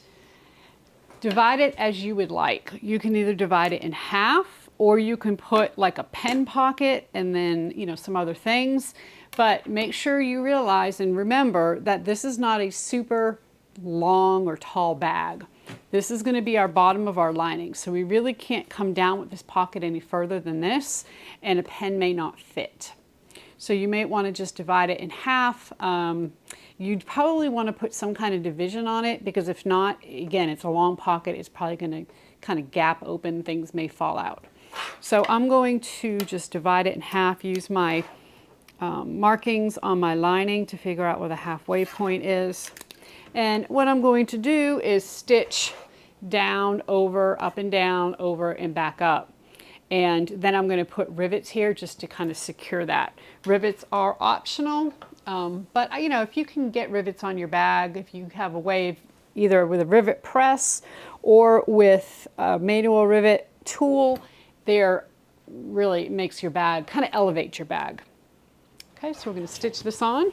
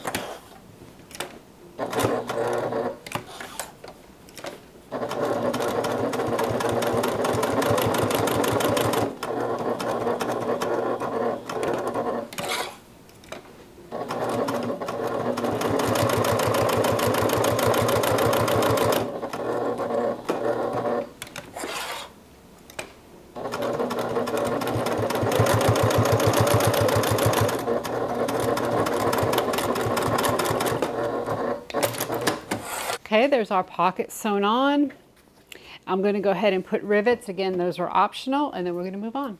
The last thing we need to work on for our lining is our key fob. So we're just going to take our key fob piece. We're going to add some double-sided tape to one side, or of course you can just use Wonder Clips to clip this in place. We're going to peel the backing off the tape and then go ahead and join those long edges. They don't have to be perfect. We do have a cut allowance here, meaning we are going to stitch using a 1/4 inch seam allowance and then trim the seam allowance down to 1/8 of an inch.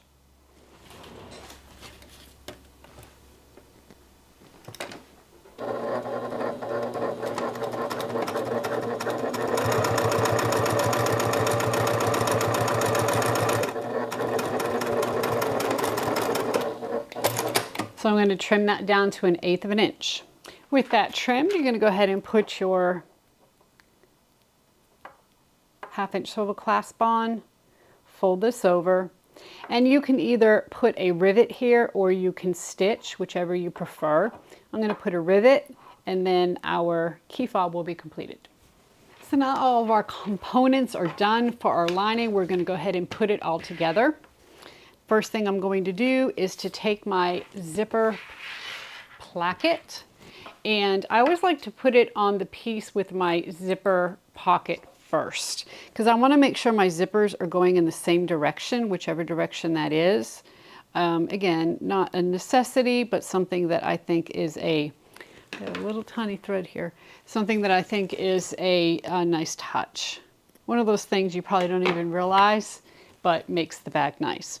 So I'm going to line up the center of the zipper placket with the center of the lining.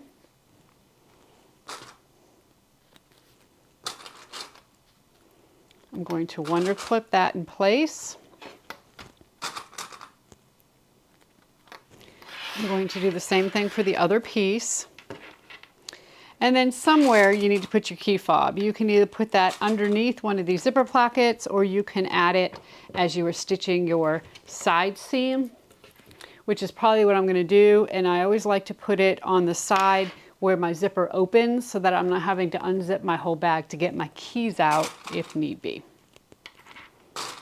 So just so I don't forget to put it in, because I tend to forget, I'm going to just go ahead and clip this right here. Okay, so we're going to go ahead and base this using a 1/4 inch seam allowance.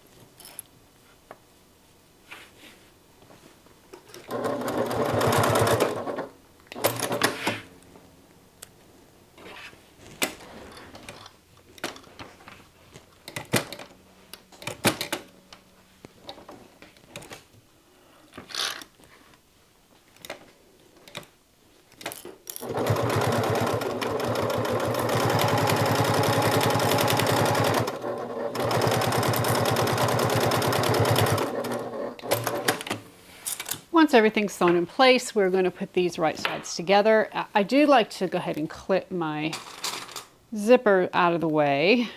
That way we don't accidentally stitch on it.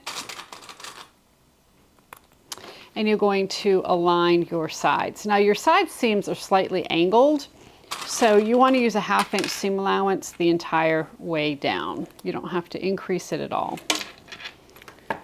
That's already been taken into account.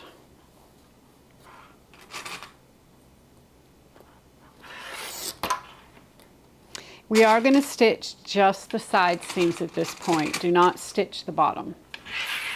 Okay, so both side seams, 1/2 inch seam allowance.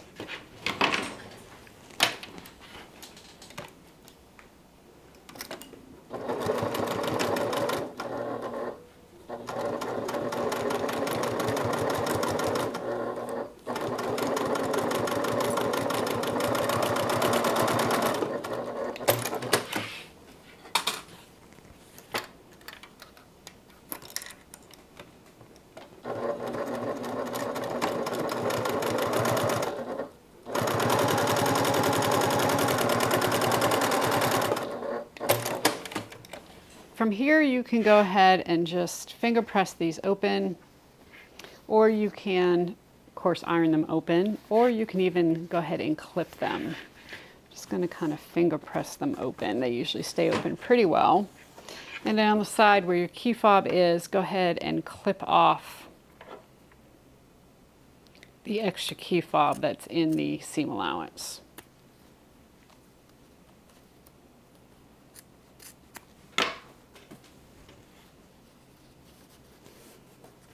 All right, we now get to take our main front piece, or our main body here, and we're going to slip this inside. Now, if you want, I usually like to have my zipper pockets in the back. Again, no rule there, that's just preference. So I'm going to slip it in however I would like. And we're going to line the top seams up. Now, you're going to have to make sure that you put your flap in. Okay, so go ahead and fold your flap over and down.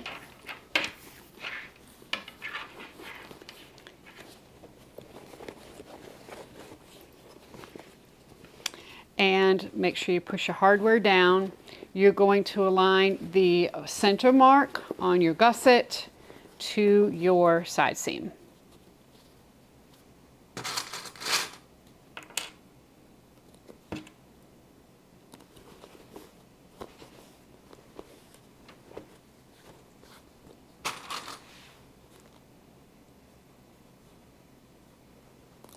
So this is a great bag because there's no intersecting seams. What I mean by that is that your seams on the front of your bag do not intersect with the lining seam.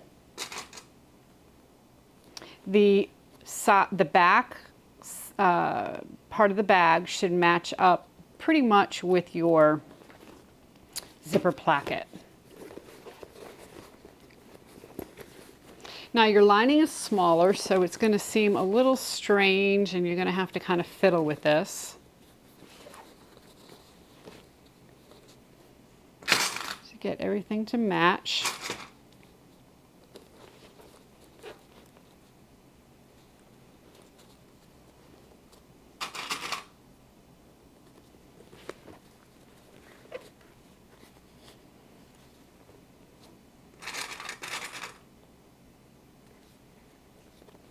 And you can certainly go ahead and mark your front, the center of your front and back of your bag as well to help you match it front to back, which I did not do. Let me see if I can get this to work, and if not, I will do that. So for instance, here's our zipper placket. There's our center. We want to make sure the center of our front matches up with the center there.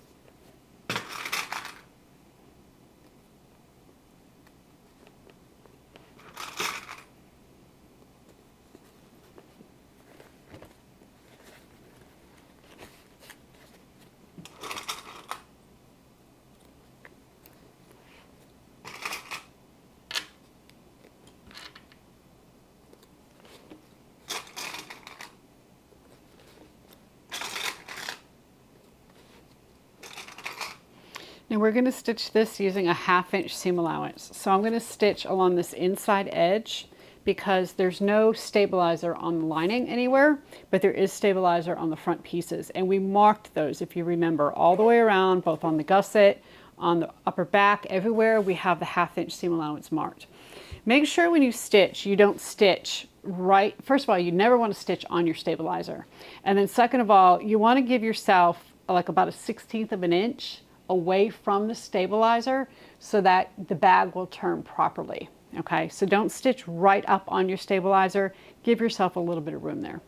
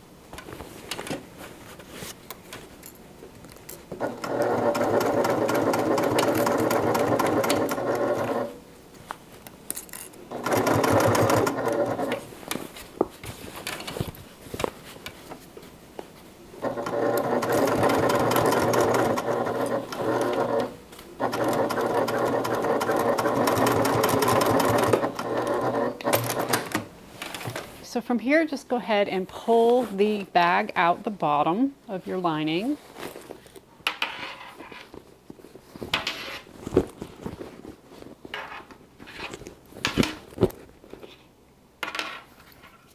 And then turn it so that the lining gets pushed inside the bag.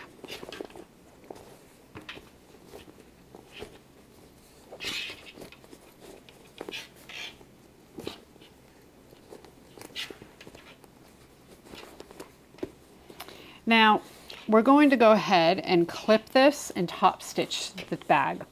It's going to be hard to clip where the zipper placket is because the zipper placket's at the top of this bag. So you're just going to have to, as you stitch this, make sure your lining's pulled down nice and tight as we top stitch along this edge. Here on the sides where we can see the lining, obviously we can go ahead and clip.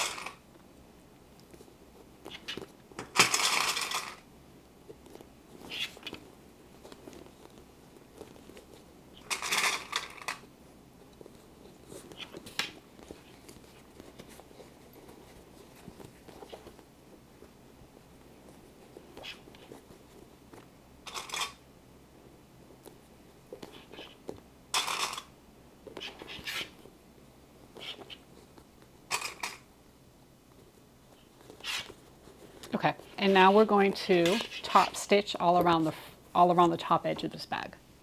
Now I'm going to remove my little table here. It's going to make it a little easier for me.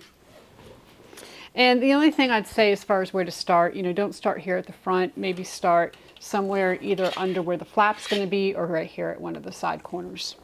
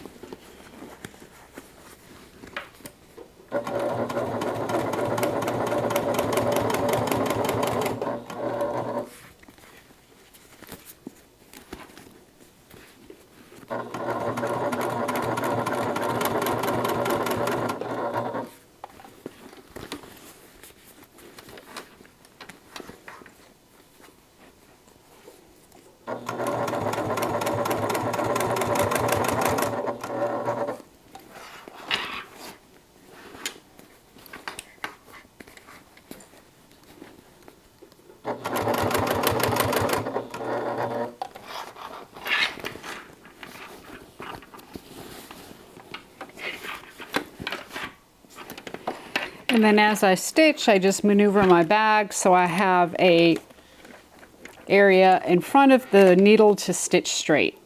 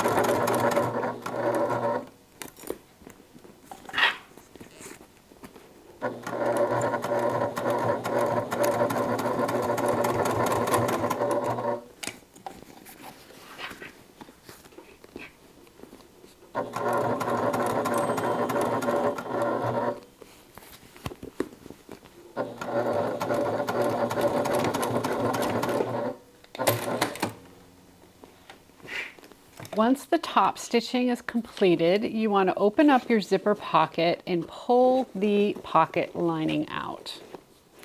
You want to reach inside, pull out the bottom of the lining through the pocket.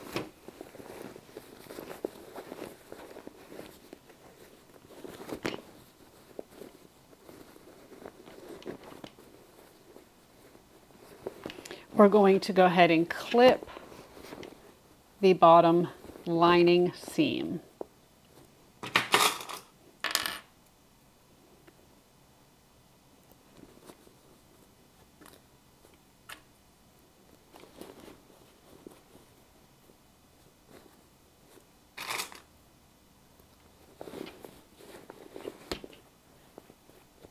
And then we're going to stitch this using a 1/2 inch seam allowance. And I'm going to say a generous 1/2 inch seam allowance.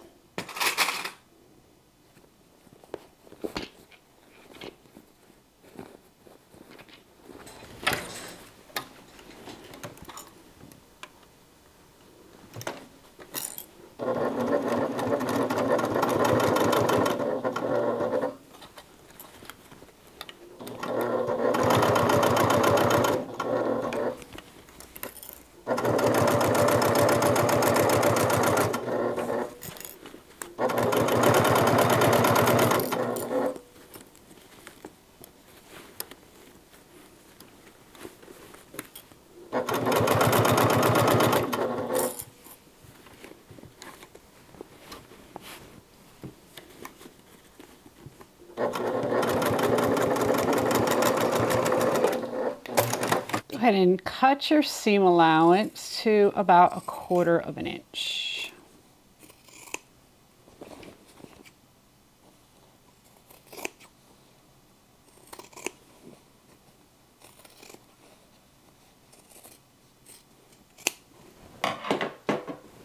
And then from here, you want to go ahead and open up your boxed corners to box your bottom. So you're going to match your side seam with your bottom seam.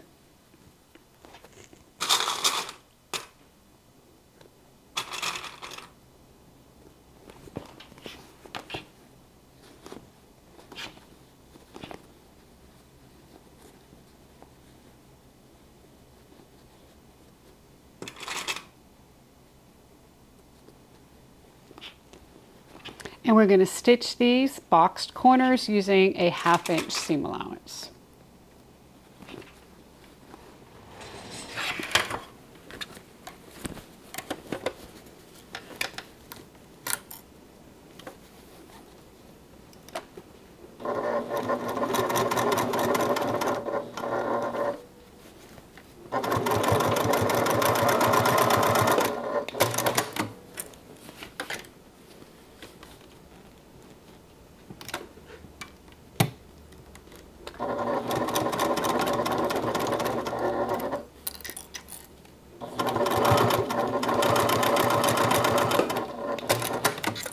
Once that's done, go ahead and cut these boxed corners back to about 1/4 inch seam allowance.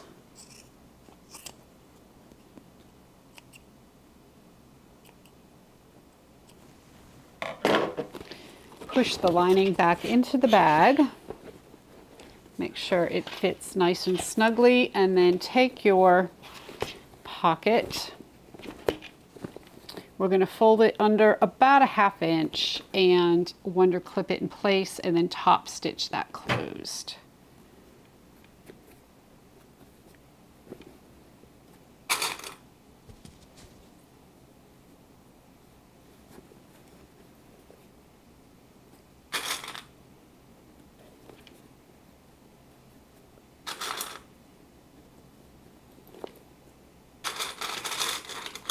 So when I top stitch this closed, I'm just going to use a scant 1/8 inch seam allowance to make sure that that pocket stays closed.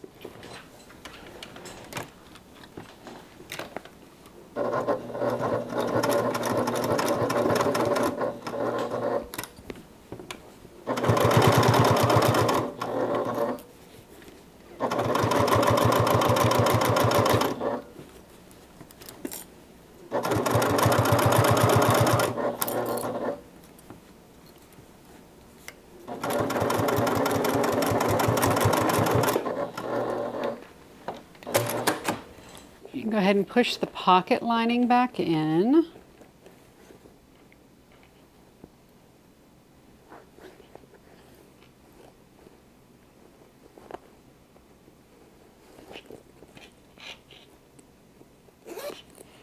Zip that up.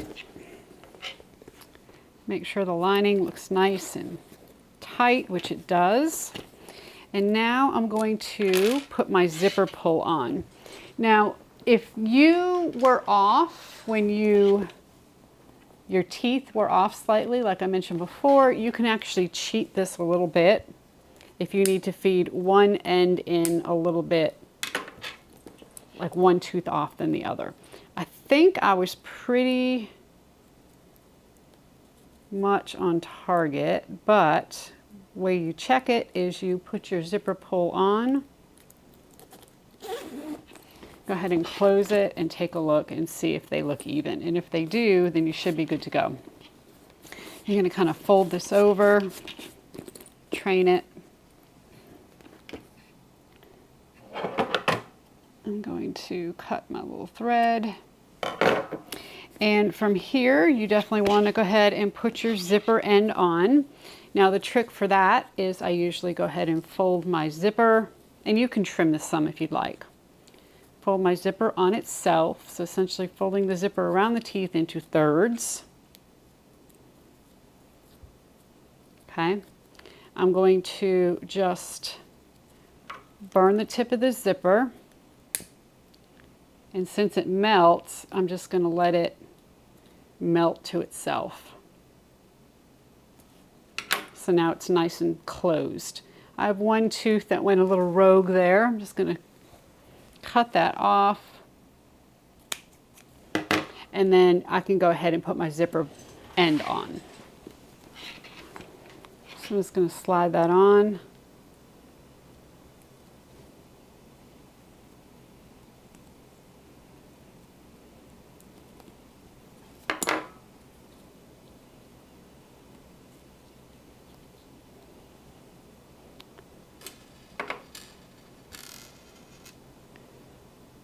Go ahead and put the screw in. And before you put your zipper pull on, you can add a little bit of glue on the very end of it, and that will just kind of help hold everything in place.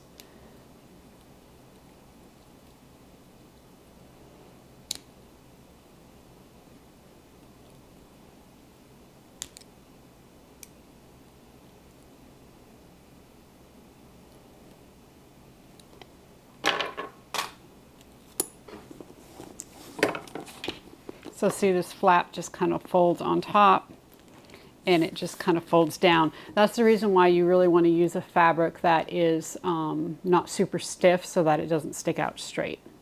So the last thing we have is our handle. Before we attach our strap, we need to go ahead and create our strap keeper. So take your strap keeper piece and draw a line down the center.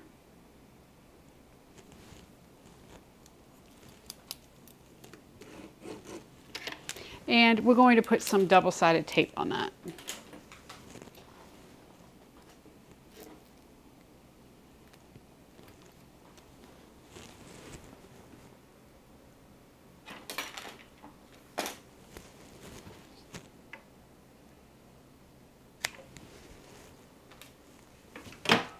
Go ahead and peel the backing off the tape, and we're going to fold the center or the long edges to the center, and we do want them to meet. So you want to fold it straight up to the line so that they meet in the center. And then we're going to stitch down each side, just top stitch from the right side.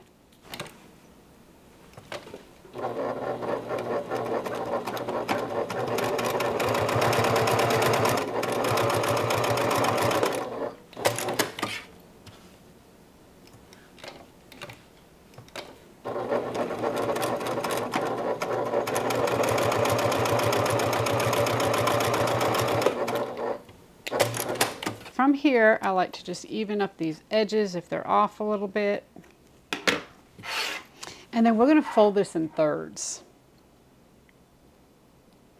You want the overlap to be about 1 inch. Now, in order to do this, you are going to need a rivet press or some kind of rivet setter, because there's no way to get in there and stitch. Unless you want to hand stitch this, it's going to be kind of difficult to do that. So I'm going to take my hole punch and I'm going to punch a hole. You can either punch 1 or 2 holes here, and I'm going to make them about, I'm going to punch 2 and I'll line them up. And the easiest thing is once you punch 1, go ahead and put a rivet in to hold it straight, and then you can punch the second.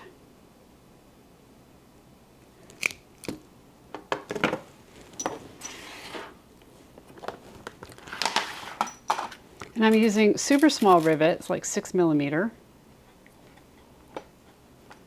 I'm going to put the backing on. And then you're going to need, like I said, a hand setting rivet tool. Unless you can get your rivet press in here.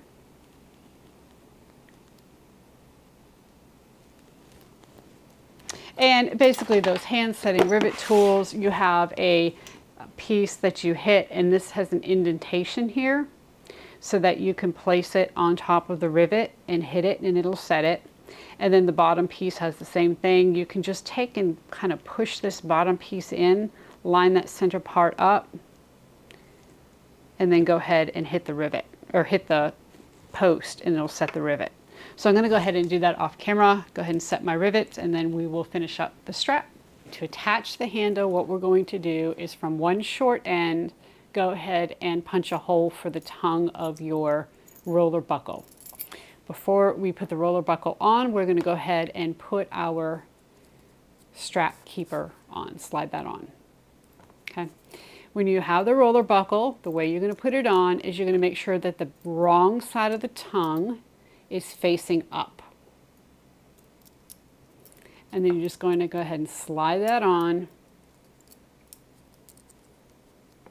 You're going to put the tongue through, and you're going to fold that over. Now it looks backwards because typically you want the right side of your tongue to be on the right side of your strap, but in this case it's going to be opposite because we're going to do a kind of unique style of adjustable strap.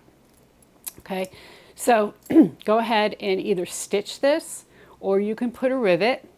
I'm going to go ahead and punch a hole so I can put a rivet. And of course, in the pattern, I give you exact measurements for these things.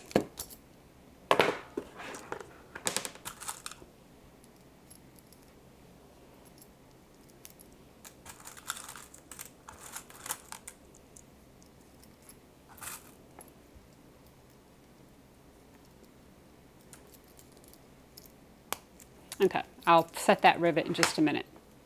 So from here, I always want to think about the configuration of my bag. So when I am carrying the bag, obviously I want the right side of the bag to be facing out. I also am right-handed and tend to put my bags on my right shoulder. So therefore the bag is going to be against my body like this. I want the adjustable part of the strap to be on the front for me. Not on the back side, but on the front side. So therefore, it's going to go on this side. So when I'm looking at the bag, I'm going to go ahead and attach the adjustable part to the right rectangle ring. So from here, we're going to take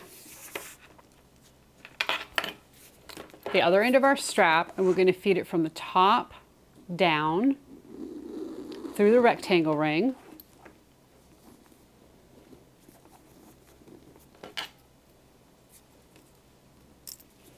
Go ahead and pull that down.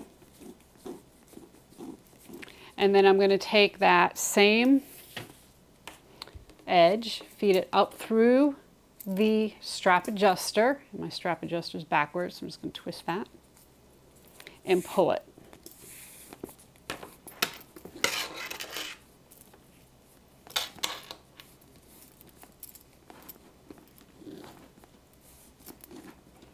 Okay, so now from here, we're going to feed this strap through the buckle, but we need some holes in the strap to make it adjustable, okay, to make it so that we can work with it. So the first thing I'm going to do is I'm going to just kind of based on where I think I might want, and you can put holes all through this strap, okay. This here is personal preference. You're going to end up taking this other side, of course, and putting it through this rectangle ring on this side. So if I just kind of do a dry run and put this on, I can look and see about what I want my strap to be as far as length, and go ahead and punch a hole there, and then we can make adjustments up and down. So I'm just going to right about here punch a hole. I'm not going to worry about additional holes at this point. I'm going to put the strap through the roller buckle.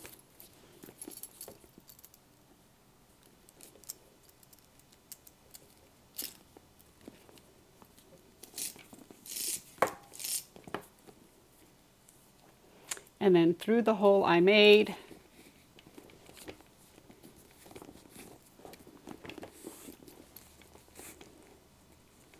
And now I'll be able to adjust that strap. We'll worry about adjusting it in just a second. See, as you pull on this, it holds tight.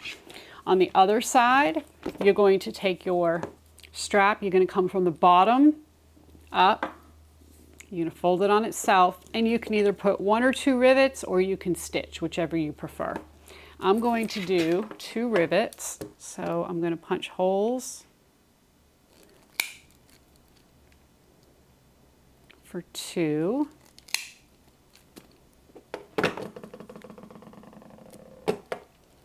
And then go ahead and mark here.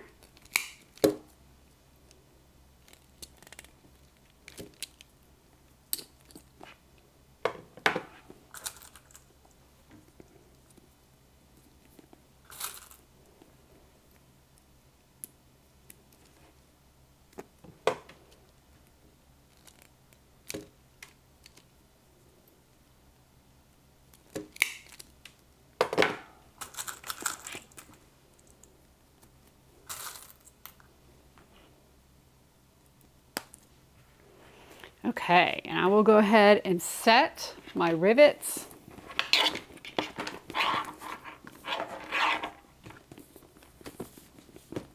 In just a minute. But the way you want to make this strap adjustable is now at this point you can go ahead and move your roller buckle. And I like to measure this because this is, you know, you're going to see these holes if the tongue of the buckle isn't in that particular hole. So I like to make them even apart. You can make this 1 inch apart, you can make these 1.5 inches apart, 2 inches apart, however adjustable or whatever increment you want your bag to be. Okay, I'm going to, I think 1 inch is a little, probably not enough. Close my rivets so if that falls, I'm not picking up a bunch of rivets. So I'm going to make them about 2 inches apart. And I'm just going to put another dot. And I'm going to do the same thing and put another dot. And then maybe in the other direction do the same thing, and make as many holes as you want through this strap so that you can make it as long or short as you'd like. Okay, this is purely up to you as to how you'd like to do this. One final note on rivet placement, again, optional, this is not something you have to do, is if you do not want your flap, let me unzip all this, take these out. If you don't want your flap to open as wide as it does here, you can rivet your flap to the back of your upper line or upper back if you'd like to. It will, basically what it does, it's not necessary, but what it does is it prevents the flap from opening too far. Okay, it's only going to allow you to open it to this section here. It's optional, but I did want to mention it.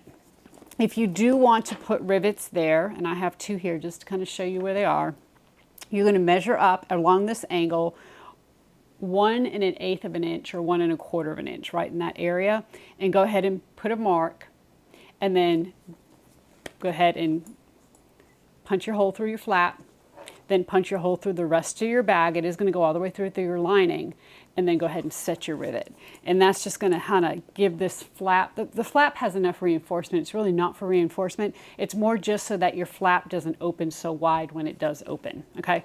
Personal preference, you don't have to do that. Just something that I wanted to mention in case you'd like to. So here is the completed bag, the Zara. Of course, we did a little color blocking here. Makes it fun and exciting. I also added the extra rivets on this one just to kind of show you what that looks like. Of course, we have our adjustable strap, and the flap opens up so that we have inside our zipper pocket, our divided slip pocket, and then of course our key fob, which we have to have. So I hope you enjoyed the tutorial. I cannot wait to see what you do with this bag. I am sure that you are going to come up with things that I have not even thought of. Color blocking. I mean, any kind of different colors you want to use on the front of this bag would be amazing. Same thing with the flap. Go to the Loewe site and take a look at how they do some of their color blocking in some of their bags. They use all different kinds of combinations. They use different colors on the different pieces here on the flap. I mean, it's just, you can find a lot of inspiration there. So again, I hope you enjoyed the subscription box. If you ordered the subscription box, I hope you enjoyed the tutorial. And until next time, everybody, happy sewing.